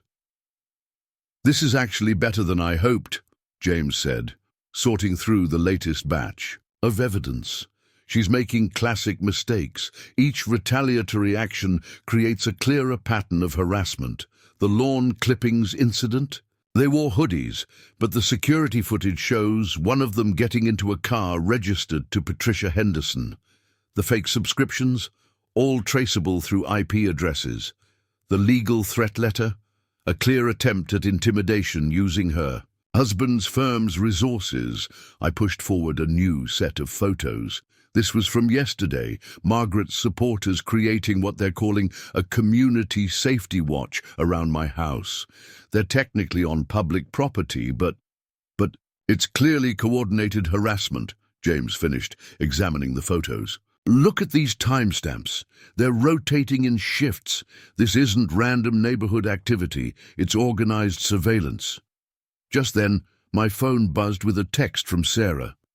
"Emergency neighborhood watch meeting just announced. Tonight at E." Margaret's topic: addressing business activities in residential zones. They're only inviting concerned residents. James raised an eyebrow as I showed him the message. "Perfect timing. We need someone inside that meeting. Your neighbor Sarah seems to be on your side." "Completely. Margaret tried to recruit her early on, but Sarah saw through it." "Good. Ask if she's willing to attend and record it. Meanwhile, look at this." He pulled up a document on his laptop. "I did some digging into Margaret's previous neighborhoods. Found some interesting patterns." The document detailed similar situations in 3 different upscale communities. In each case, Margaret had targeted residents who resisted her influence, using a combination of HOA manipulation, social pressure, and legal threats. Most had either given in or moved away. "But here's where it gets interesting," James continued. "In her last community, someone finally stood up to her, filed a harassment claim with documentation of her behavior. Want to guess what happened? She moved here before it could go to court." Exactly. Margaret's power comes from maintaining control of the narrative. When faced with actual legal consequences, she retreats and finds a new territory. But this time, he gestured at our collection of evidence. This time we have everything documented. Every threat, every retaliatory action, every attempt at intimidation. I sorted through some of the papers. What about the HOA angle? She's clearly using them to apply pressure. James smiled. That's actually working in our favor. Look at these emails from Regina Blackwood. He pointed to several highlighted sections. They're selectively enforcing rules against you while ignoring violations by Margaret's group. That's discrimination, and it makes the HOA legally vulnerable. As we talked, my phone kept buzzing with updates from Sarah. Margaret's supporters were going door to door, distributing flyers about the dangers of home-based businesses and surveillance cameras in residential areas. They were building toward something big. "We need to be ready," James said, checking his watch. "Tonight's meeting is probably going to be about escalating their campaign against you. I'd bet money they're planning to file formal complaints with every agency they can think of. Zoning board, business licensing, health department, you name it." "So what's our next move?"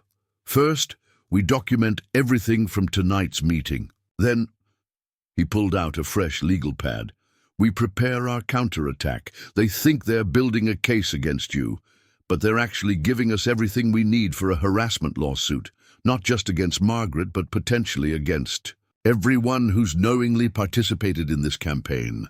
Just then, Sarah sent a photo that made both of us sit up straighter. It showed Margaret and Regina Blackwood putting up signs near my house. "Warning, area under surveillance, children present, report suspicious activity." "Now that," James said, "with satisfaction, is defamation. They're implying you're a danger to children. Add it to the file." We spent the next hour organizing our evidence into categories: harassment, defamation, HOA discrimination, attempted business interference, and coordinated retaliation. Each category told part of a larger story of systematic targeting and abuse. "One more thing," James said as we wrapped up. "Install cameras covering your car when it's parked outside your garage. Based on similar cases, when they realize legal intimidation isn't working, they sometimes resort to property damage. We want to be ready for everything." As I left his office, another text came through, this one from an unknown number. "Hope you have good insurance. Accidents happen all the time in this neighborhood." I forwarded it to James, who responded immediately. "Perfect. They just can't help themselves. Every threat makes our case stronger." Driving home, I noticed a new addition to the surveillance: rotation. A black SUV I hadn't seen before, parked at the entrance to my street.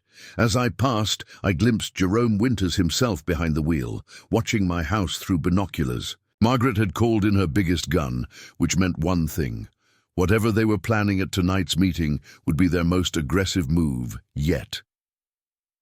I parked in my garage and checked my security feeds. The wall of luxury vehicles was still in place around my property, and I could see Margaret's supporters gathering at her house for the meeting. Sarah would be there soon, recording everything. The pieces were falling into place. The only question was, who would make the first big move? While Sarah attended Margaret's neighborhood watch meeting, I received an unexpected text from Martha Ramirez. "Emergency meeting at the Bean House. Come now. Bring your laptop and evidence files." Curious, I grabbed my materials and headed out, noticing how Margaret's surveillance vehicles shifted to follow my movement. When I arrived at the Bean House, I was surprised to find the cafe closed to regular customers, with a private event sign on the door. Inside, gathered around pushed-together tables, sat over a dozen neighbors I hadn't expected to see. The Patels, Tom Baker, Linda Chen, and several other residents who had previously kept their distance during the conflict. Martha stood at the head of the table, looking determined. "Thank you all for coming on such short notice. We've been quiet long enough. It's time to stand together against Margaret's tactics." As I took a seat, Robert Patel spoke up. "We should have done this months ago when she first started targeting our family. Maybe if we had, things wouldn't have escalated to this point." Tom Baker nodded grimly. "Margaret's power comes from isolating her targets, making them feel alone." "Well, not this time." Linda Chen pulled out her laptop. "We've all been documenting things separately. It's time to combine our evidence." She turned to me. "Alex, you're just her latest target, but you're the first one to fight back effectively. We want to help." Over the next 2 hours, a stunning pattern emerged as each neighbor shared their experiences. The Patels described how Margaret had orchestrated complaints about their cooking odors, leading to expensive ventilation upgrades. Linda revealed how her sister's experience in Riverside Heights matched Margaret's behavior exactly. Tom shared insights from his judicial experience about how Margaret's actions constituted a pattern of organized harassment. My phone buzzed. Sarah was live texting from Margaret's meeting. They're planning something big. Jerome is here with their lawyer. They're talking about filing multiple complaints against you, zoning, business licensing, noise ordinances. Margaret's trying to get everyone to sign sworn statements about feeling threatened by your cameras. Martha read the text over my shoulder and smiled grimly. Perfect. Let them dig themselves deeper. She turned to the group. How many of you have security cameras facing the street? Almost everyone raised their hands. And how many have footage of Margaret's supporters conducting their surveillance of Alex's house? The hands stayed up. Tom leaned forward. What about the HOA angle? Regina's been selectively enforcing rules against Alex while ignoring violations by Margaret's group. Linda pulled out a thick folder. I've been tracking every HOA violation for the past year. The discrimination is clearly documented. They've been fining some residents for things they completely ignore from others, especially Margaret's friends. Robert Patel added, we also have evidence of them manipulating property improvement approvals based on social relationships. My cousin's renovation request was denied for aesthetic concerns, while Margaret's identical changes were approved without question. As everyone shared their documentation, a powerful case began to build. It wasn't just about my driveway anymore. It was about a systematic pattern of manipulation and abuse that had affected the entire community. My phone buzzed again with updates from Sarah. Margaret's really worked up. She's talking about getting your client's contact information, spreading concerns about your business practices. Jerome just announced they're filing a civil suit tomorrow. Harassment, privacy violations, emotional distress. They're planning to flood the county with complaints about your home office. Martha read these messages aloud to the group. Instead of concern, I saw determination strengthen on every face. Enough is enough, Tom declared. I move that we form a formal neighborhood advocacy group. We need to present a united front. Linda was already typing. I'm creating a secure shared drive for all our evidence. We'll categorize everything. HOA discrimination, harassment patterns, retaliatory actions, property violations. Robert turned to me. You're working with James Ramirez, right? Martha's son? Would he be willing to represent the group as a whole? Before I could answer, another text from Sarah arrived. Meeting's ending. Margaret's declaring war on disruptive elements in the neighborhood. Says it's time to clean house and restore proper community standards. Martha stood up. Then we'll be ready. Alex isn't fighting alone anymore. Margaret's about to learn that she picked the wrong neighborhood to terrorize. As the meeting wrapped up, everyone exchanged contact information and agreed to stay in close communication. Security camera footage would be shared. HOA meetings would be attended en masse, and any attempts at retaliation would be met with united resistance. Walking out to my car, I felt a profound shift in the dynamic.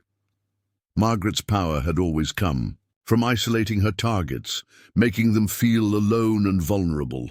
But now, the very community she'd tried to turn against me was coming together in unexpected ways. I drove home through the gauntlet of Margaret's surveillance vehicles, noting how they tracked my movement. They thought they were intimidating me, but they were actually just adding to our documentation of coordinated harassment. Sarah was waiting on my porch when I arrived. You won't believe what they're planning, she began, but stopped when she saw my expression. Why do you look so calm? They're about to come after you with everything they've got. Because, I replied, they have no idea what's coming. How was attendance at Margaret's meeting? About 15 people, mostly her usual supporters. I smiled. Interesting. Because I just left a meeting with 23 neighbors who are ready to stand up to her. The odds just changed dramatically. As if on cue, my phone buzzed with a message from James. Just reviewed the new evidence from your neighbors. Time to move from defense to offense. Meet tomorrow morning. Bring everyone. The game was about to change, and Margaret had no idea she was about to face not just one resistant neighbor, but an entire community ready to fight back. The next morning, I opened my door to find my worst fears confirmed. Taped prominently to my front door was an official notice from the Maple Ridge Estates HOA, printed on heavy letterhead paper with the association's seal. Notice of emergency hearing and multiple violations. Due to numerous resident complaints and documented violations, the board has called an emergency hearing to address the following concerns. Unauthorized commercial activity in a residential zone 2. Installation of surveillance equipment without approval. Hostile behavior toward residents. Creation of an unsafe environment 5. Multiple violations of community standards. Hearing scheduled for tomorrow, 7 p.m. at the community center. Attendance mandatory. Failure to appear may result in immediate fines and legal action. The notice was signed by Regina Blackwood, but I could see Margaret's influence in every word. Before I could even process this, my phone started buzzing with notifications.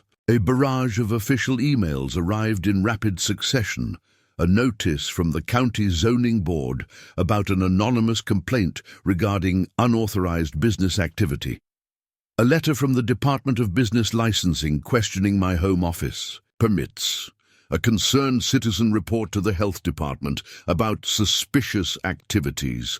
Multiple complaints to various regulatory agencies, all filed within the last hour. It was a coordinated assault, exactly as James had predicted. Margaret and her supporters had spent the night filing every possible complaint they could think of, trying to bury me in bureaucratic investigations.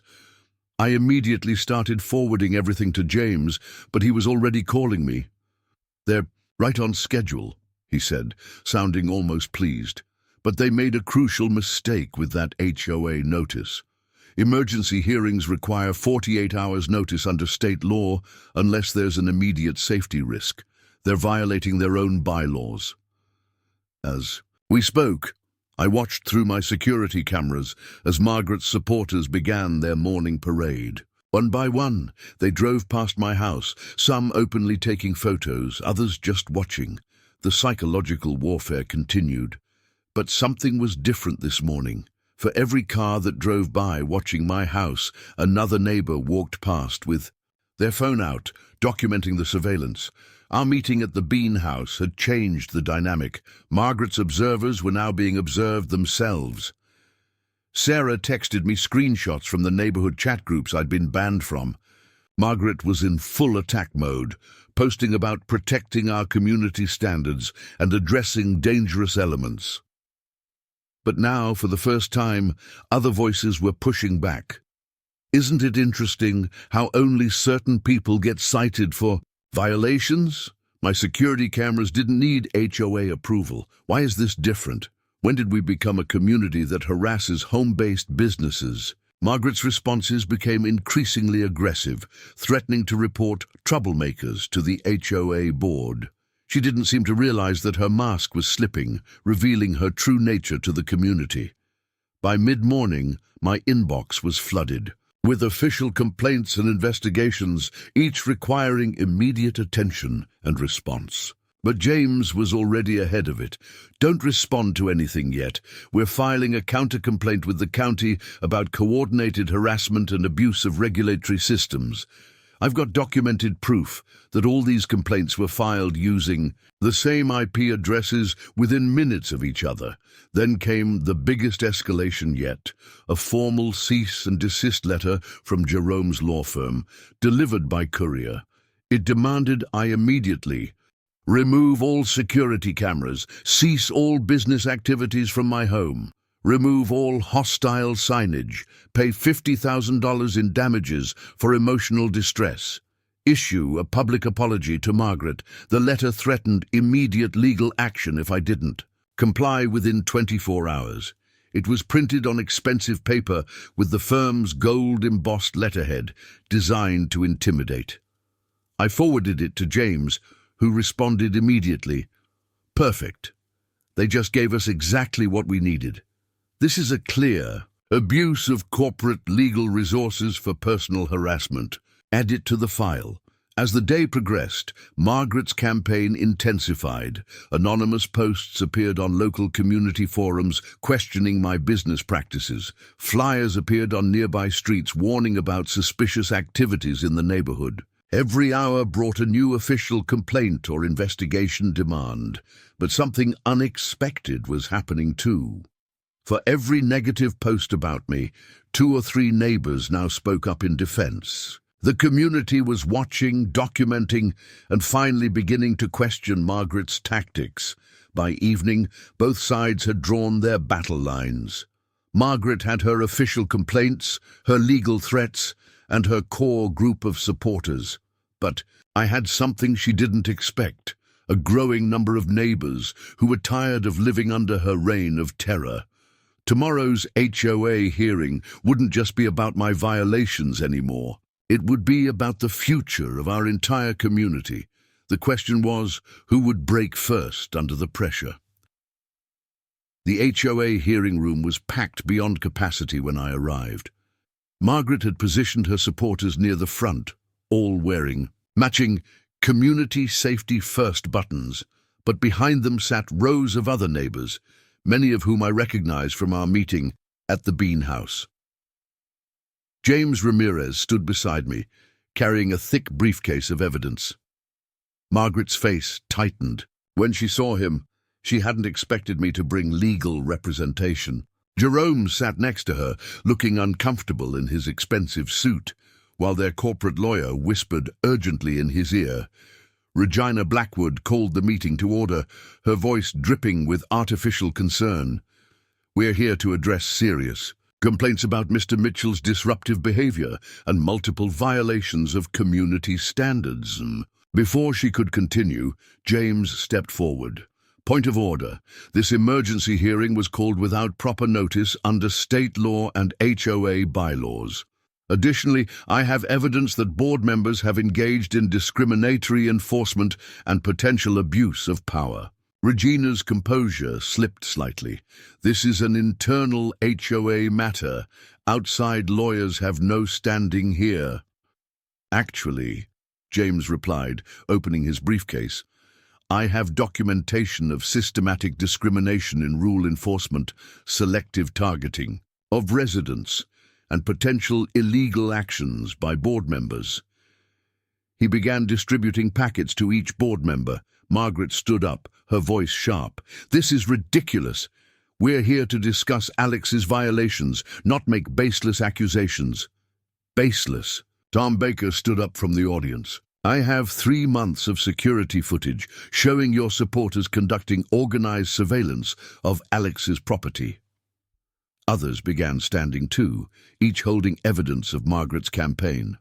The HOA board members looked increasingly uncomfortable. As they reviewed James's documentation, the packet detailed every selective enforcement, every discriminatory decision, every instance where Margaret's friends received special treatment while others were fined or denied. "Furthermore," James continued, "I have evidence that this emergency hearing was called as part of a coordinated harassment campaign."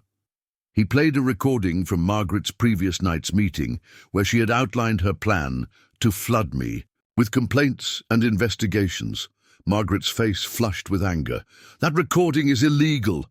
We'll sue for privacy violation." "It was recorded by an invited attendee in a single-party consent state," James replied calmly. "Completely legal, just like Alex's security cameras, which are explicitly permitted under HOA bylaws, Section 7.3.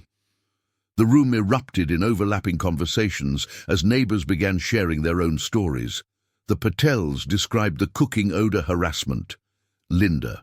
Jen detailed the selective enforcement of property improvements. One by one, Margaret's past targets found their voices.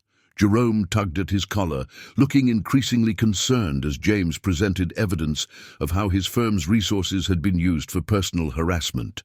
Their corporate lawyer was frantically taking notes, his expression growing more worried by the minute. Regina tried to regain control. "This meeting is about Alex's violations, not historical grievances." "Actually," James responded, "this meeting is about abuse of HOA authority and organized harassment. I have here a petition signed by over 30 residents demanding an independent audit of all HOA decisions for the past year." Margaret's supporters began to shift uncomfortably in their seats as the evidence mounted. Patricia Henderson slipped out quietly, followed by others who suddenly seemed eager to distance themselves from the situation. The final blow came when James presented evidence linking all the anonymous complaints filed against me to IP addresses associated with Margaret's house and her core supporters. The coordinated nature of the attack was undeniable. After 2 hours of damning evidence, the HOA board had no choice. They voted to dismiss all complaints against me, pending a full investigation of the board's practices. Regina Blackwood resigned on the spot, aware that her position had become untenable. As the meeting disbanded, Margaret stormed toward me, her face contorted with rage. "This isn't over, not by a long shot." "Actually, Margaret," I replied calmly, "I think it's just beginning. How do you feel about being on the receiving end of an investigation?" She left without another word, Jerome hurrying after her while their lawyer stayed behind to speak urgently with James. The power dynamic had shifted dramatically, but I knew Margaret well enough by now to know she wouldn't accept defeat easily. Walking home that evening, surrounded by supportive neighbors, I felt the first real sense of victory since this conflict began. But James's words echoed in my mind. "She's most dangerous when she's cornered. Expect her to strike back hard." The question was, what would a cornered Margaret do next? The morning after the HOA hearing, I woke to find my professional world under attack. Margaret had shifted her focus from neighborhood harassment to targeting my livelihood directly. My inbox was flooded with emails from concerned clients, all forwarding the same anonymous warning about my business practices. The email was masterfully crafted, implying serious concerns without making direct accusations that could be deemed libelous. It questioned my professional ethics, suggested potential security risks with client data, and hinted at ongoing community investigations into my business activities. Several clients had already put their projects on hold, pending clarification of these issues. My phone started ringing at 8 a.m., clients wanting explanations, partners seeking reassurance, potential customers withdrawing their interest. I forwarded everything to James, who called immediately. "She's gone nuclear. This isn't just harassment anymore. It's deliberate business interference. But she made a crucial mistake attacking your professional reputation." Before we could discuss further, my security system pinged. A process server was at my door with a thick envelope. Margaret and Jerome were suing me for $2 million, claiming defamation, harassment, invasion of privacy, and intentional infliction of emotional distress. The lawsuit was a masterpiece of legal intimidation, filled with twisted versions of every interaction we'd had. My security cameras were described as invasive surveillance targeting Mrs. Winters. The towing incident was painted as a malicious attack on her property. Every documented instance of her harassment was reframed as my aggressive behavior toward her. But Margaret's real masterstroke came in the form of an emergency injunction request.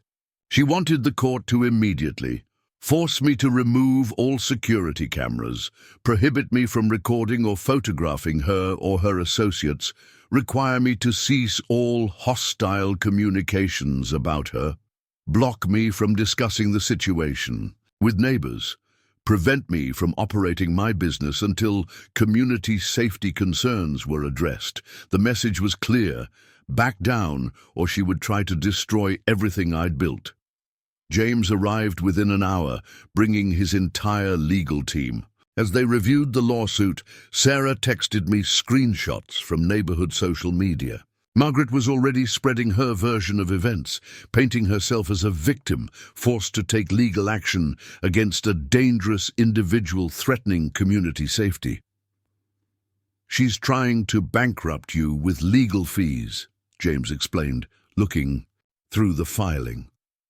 "The lawsuit is designed to be as expensive as possible to fight. But look at this." He pointed to specific passages. "She's included privileged HOA discussions, internal law firm communications. She's so focused on attacking you that she's exposing herself to liability." Before we could strategize further, another notification pinged. A local news van was outside. Someone had tipped them off about community unrest in an upscale neighborhood. Through my security cameras, I watched Margaret emerge from her house, perfectly styled and camera-ready, prepared to tell her story to the media. "Perfect," James said, watching the feed. "Let her talk. Every public statement she makes can be used to demonstrate malicious intent." My phone buzzed again, this time with messages of support from other neighbors. The Patels offered to speak, to reporters about their experience with Margaret. Tom Baker was already drafting a statement about pattern of behavior. Linda Chen had documentation ready. Then came the crushing blow. An email from my largest client terminating our contract due to reputational concerns. Attached was a letter from Margaret's lawyer warning them about potential security risks of working with me. She was systematically attacking my professional relationships. "This is actually good," James said, reviewing the termination email. "Business interference is much easier to prove than harassment. She's just upgraded our countersuit significantly." As we watched Margaret give her interview, carefully crafting her narrative of victimhood, James's team was already preparing our response. We weren't just fighting back against her lawsuit, we were going on the offensive. "She thinks she can bury you in legal fees and destroy your business," James said. "But she's forgotten something crucial. You're not alone anymore, and every attack she makes just gives us more ammunition." The question was, could we move fast enough to stop her from destroying my reputation before we could prove our case? Through my security cameras, I watched as Margaret finished her interview, her practiced smile never wavering. But as she walked back to her house, she looked directly at my camera, and her expression changed to one of pure malice. The message was clear. This was war, and she intended to win at any cost. The next morning, James gathered our entire team in his firm's main conference room. The table was covered with documents, laptops displaying security footage, and files containing evidence from other neighbors. This would be our war room for planning our counteroffensive. "Margaret's lawsuit gives us the perfect opportunity," James explained, spreading out key documents. "By taking legal action, she's opened the door for discovery. Everything she's done, every email she's sent, every meeting she's held, it's all now potentially admissible evidence." His team had worked through the night preparing our response. It wasn't just a defense against Margaret's lawsuit. It was a comprehensive countersuit that would expose her entire pattern of behavior. "We're not just fighting her lawsuit," James continued. "We're filing our own suit for organized harassment and stalking, business interference, defamation, abuse of legal process, intentional infliction of emotional distress." The evidence was overwhelming. We had security footage showing coordinated surveillance, screenshots of her orchestrated social media campaigns, recordings from multiple neighbors documenting her behavior, evidence of her using Jerome's law firm resources for personal vendettas, proof of coordinated business interference, documentation of HOA discrimination under her influence. Sarah arrived with fresh intelligence from the neighborhood. Margaret was holding another strategy meeting, But this time, fewer supporters showed up. The lawsuit had made some of her allies nervous about legal exposure. Her mistake, James explained, was thinking she could use the legal system to bully you like she bullied others with HOA regulations. But she's not just fighting you anymore. She's fighting an entire community, armed with evidence. Just then, my phone buzzed. Another process server was at my door, this time with an even thicker stack of documents. Margaret had amended her lawsuit to include allegations about our community meeting at the Bean House, claiming we were conspiring against her. James smiled as he reviewed the new filing. She's panicking. Every amendment gives us more to work with. She's so focused on attacking you that she's exposing herself to additional liability. We spent hours preparing our response, every detail meticulously documented. James's team had created a timeline showing the escalation of Margaret's behavior, from the first parking incident through to her current campaign of professional destruction. Tomorrow, James announced, we file everything. The countersuit, the evidence, the witness statements, all of it becomes public record. Margaret's been counting on keeping her methods in the shadows. Let's see how her tactics hold up under full legal scrutiny. Through my security feeds, we could see Margaret's house was unusually busy. Cars came and went, her supporters presumably gathering for damage control. Jerome's Porsche was conspicuously absent. Rumor had it he was facing questions from his law firm's ethics committee about using company resources in his wife's personal vendetta. By evening, our counteroffensive was ready.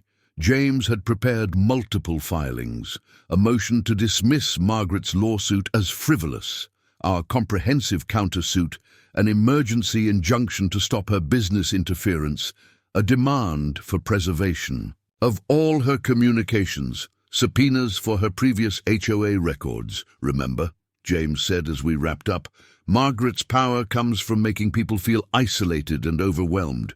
But tomorrow, she's going to learn what it feels like to be on the receiving end of a well-documented legal response. As I drove home, I noticed fewer surveillance vehicles than usual. Word of our impending legal action had spread, and some of Margaret's supporters were already distancing themselves. The question was, how would Margaret react when she realized her weapons of intimidation were about to be turned against her? One thing was certain. Tomorrow would change everything. The courthouse conference room crackled with tension as both legal teams assembled for the emergency injunction hearing. Margaret sat ramrod straight in her designer suit, flanked by Jerome and their corporate lawyers. The strain was showing. Jerome kept loosening his collar, while Margaret's perfectly manicured nails drummed incessantly on the table. Our side of the table presented a stark contrast. James sat calmly reviewing documents while his team organized exhibits. Behind us sat a row of neighbors, the Patels, Tom Baker, Linda Chen, and others, all ready to testify about Margaret's pattern of behavior. The judge, a no-nonsense woman, named Helena Rodriguez, began by reviewing Margaret's emergency injunction request. Mrs. Winters, you're asking this court to immediately restrict Mr. Mitchell's use of security cameras and business operations based on claims of harassment. Correct? Margaret's lawyer stood. Yes, Your Honor. My client has suffered severe emotional distress due to Mr. Mitchell's aggressive surveillance and hostile actions. Judge Rodriguez turned to our side. Mr. Ramirez?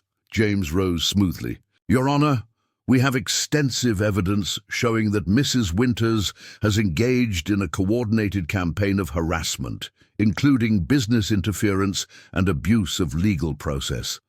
The security cameras she's trying to restrict have documented this behavior.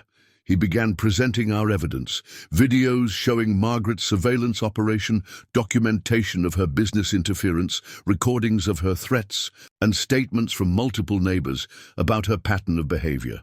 Margaret's composure cracked as witness after witness described similar experiences with her tactics. The Patels detailed the cooking odor harassment. Linda Chen presented evidence of HOA discrimination. Tom Baker, with his judicial experience, explained how Margaret's actions constituted a pattern of organized harassment. The killing blow came when James presented evidence that Jerome's law firm resources had been used to harass other residents. In previous neighborhoods, Jerome visibly paled as the judge reviewed documents showing how company letterhead and legal staff had been used in his wife's personal vendettas. "Mrs. Winters," Judge Rodriguez said finally, "based on the evidence presented, not only am I denying your emergency injunction, but I'm issuing a temporary restraining order preventing you from interfering with Mr. Mitchell's business operations." "Or organizing surveillance of his property," Margaret erupted. "This is outrageous. Do you know who we are? We'll appeal. Mrs. Winters." The judge's voice cracked like a whip. "One more outburst and I'll hold you in contempt. The evidence shows a disturbing pattern of harassment and manipulation. Your lawsuit appears to be yet another attempt at intimidation." Jerome's corporate lawyer was already whispering urgently in his ear.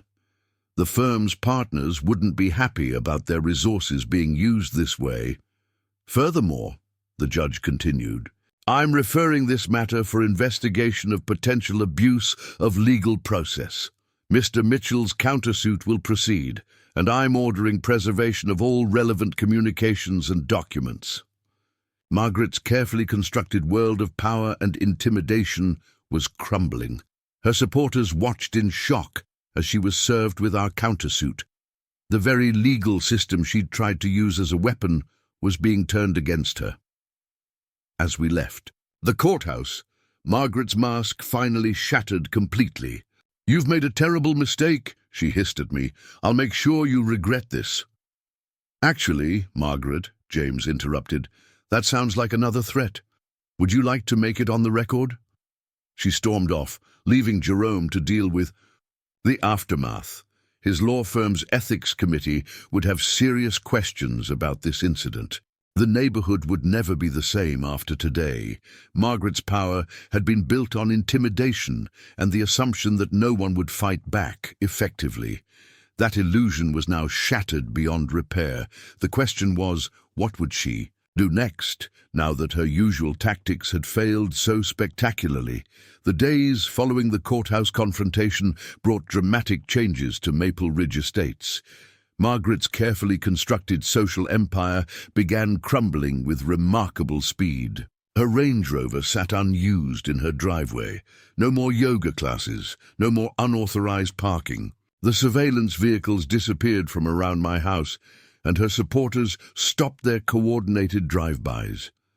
The neighborhood group chat, which had once been Margaret's primary tool for social control, exploded with long-suppressed grievances. Years of selective enforcement, social manipulation, and quiet intimidation came to light as residents finally felt safe sharing their experiences. Jerome hadn't been seen in days. Rumor had it he was dealing with serious fallout at his law firm. Using company resources for personal harassment had triggered an internal ethics investigation, and several partners were distancing themselves from the situation. Sarah kept me updated on Margaret's increasingly desperate attempts to maintain control. "She tried calling an emergency community meeting yesterday," Sarah reported over our morning coffee. "Only 3 people showed up. Even Patricia Henderson sent her regrets. The HOA was undergoing its own transformation. With Regina's resignation, a special election was called. Tom Baker was nominated to lead a reform committee focused on creating transparent, equitable enforcement of community guidelines. But the most significant change came in the form of a certified letter delivered to every house in Maple Ridge Estates. Margaret and Jerome were selling their house and relocating for business reasons. Their hasty retreat was reminiscent of their pattern in previous neighborhoods, leaving just as their behavior came under serious scrutiny. Linda Chen, whose sister had witnessed Margaret's similar exit from Riverside Heights, wasn't surprised. "This is what she does," Linda explained during a neighborhood coffee gathering. "When she can't control the narrative anymore, she moves on to fresh territory, where no one knows her history." The letter prompted James to take immediate legal action. "We need to ensure they can't just run away from this," he said, filing motions to proceed with our countersuit regardless of their move. "Otherwise, she'll just start over somewhere else." Margaret's response to being legally cornered was both predictable and shocking.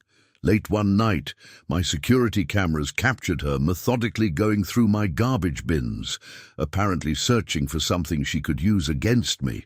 When Sarah's motion-activated lights came on, she jumped in her Range Rover and sped away, leaving the scattered trash as evidence of her desperation. The next morning, a "for sale" sign appeared in front of her house. Within hours, a luxury realtor was photographing the property, rushing to get it on the market. Margaret was spotted loading boxes into her car late at night, avoiding neighbor contact. The community's reaction to their impending departure was telling. Instead of the usual sadness at losing neighbors, there was a palpable sense of relief. Plans for a neighborhood block party were already being discussed, the first one in years not controlled by Margaret's social committee. However, Margaret had one final card to play. Through her lawyer, she offered to drop all legal action and move away quietly if I would sign a non-disclosure agreement and drop our countersuit. The offer came with a veiled threat about mutual assured destruction in a protracted legal battle. James and I discussed the offer in his office, weighing the pros and cons. "She's offering you an easy out," he said, "but think about what that means for the next neighborhood she targets." The decision wasn't just about me anymore. It was about breaking a pattern that had affected multiple communities. Margaret needed to face real consequences, or she would simply repeat her behavior elsewhere. I declined the offer. The next day, Margaret's Range Rover was loaded with suitcases. She left before dawn, leaving Jerome to handle the house sale and remaining legal issues. Her careful exit strategy, however, wouldn't save her from facing the consequences of her actions. Our countersuit would follow her, ensuring that her pattern of harassment would finally be addressed in court. The question remained, with Margaret gone, how would Maple Ridge Estates heal from the divisions she'd created? The answer, it seemed, was already emerging in the form of strengthened community bonds forged in opposition to her behavior.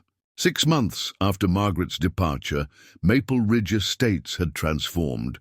The changes weren't just in policies or procedures, they were in the very fabric of our community. The neighborhood I'd originally chosen for its tranquility had become something even better, a genuine community built on mutual respect and support. The HOA, now led by Tom Baker, had implemented comprehensive reforms. All property decisions were made transparently, with clear documentation and equal application of rules.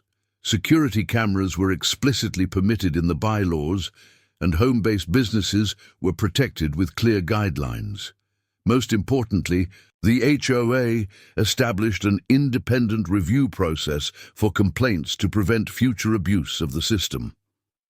Margaret and Jerome's house sold quickly, purchased by a young family who brought new energy to the neighborhood. During their first week, neighbors organized a welcome dinner, a stark contrast to Margaret's exclusive social gatherings. The new homeowners were amazed by the strong sense of community they'd found. Our legal case against Margaret concluded with a substantial settlement. She agreed to pay damages and, more importantly, signed a consent decree acknowledging her pattern of harassment. The decree would follow her, making it harder to repeat her behavior in future communities. The neighborhood itself underwent a renaissance. The Patels started a monthly international dinner club, sharing their cooking without fear of complaints. Linda Chen organized a community garden project in the common area. Regular block parties became casual, inclusive affairs rather than exercises in social hierarchy. My home office remained busy with client work. Margaret's attempts at business interference had backfired, actually bringing me new clients who appreciated how I'd handled the situation. Several neighbors even hired me to help set up their own home-based businesses, now that the HOA explicitly protected such ventures. Sarah and I continued our morning coffee ritual, but now we often had company. The fear that had kept neighbors isolated had dissolved, replaced by genuine friendships. Even those who had initially supported Margaret found their way back into the community, many admitting they'd only aligned with her out of fear. One sunny morning, almost a year after the conflict began, I sat on my porch watching kids ride bikes past my driveway. Now just a driveway, no longer a battlefield. Martha Ramirez walked by with her dog, stopping to chat. "You know," she said, "Margaret tried the same tactics in her new neighborhood." She smiled at my concerned look. "Don't worry. Someone there Googled her name and found news coverage of our case. The community shut down her attempts at control before they began." That was perhaps the most satisfying outcome. Margaret's power had always depended on isolation and ignorance. Now, her history would follow her, making it harder to exploit new communities. The security cameras remained, but they rarely captured anything more dramatic than delivery drivers and playful kids. My driveway stayed clear of unauthorized vehicles, not because of fear or force, but because of basic respect between neighbors. Today, Maple Ridge Estates stands as a testament to what can happen when a community unites against bullying and harassment. The incident with Margaret, while challenging, ultimately strengthened our neighborhood in ways we never expected. We learned that standing up to intimidation requires courage, documentation, and most importantly, the support of others who refuse to be silenced. As I finish writing this story, I can hear the sounds of another neighborhood gathering starting. In the community center, there's laughter, children playing, and the general buzz of people who genuinely enjoy each other's company. It's the sound of a community that found its voice and learned to use it, not for control or intimidation, but for building something better than what we had before. The lessons from our conflict with Margaret continue to guide us. Document everything, stand together against bullying, and never let fear of retaliation prevent you from doing what's right. These principles have become part of our community's DNA, ensuring that no future resident can ever again create the atmosphere of fear and control that Margaret once maintained. My driveway remains just what it should be, a place to park my car, nothing more, but the story of how it became a battleground for community rights and ultimately a symbol of neighborhood transformation will be told here for years to come. Up next, you've got two more standout stories right on your screen. If this one hit the mark, you won't want to pass these up. Just click and check them out.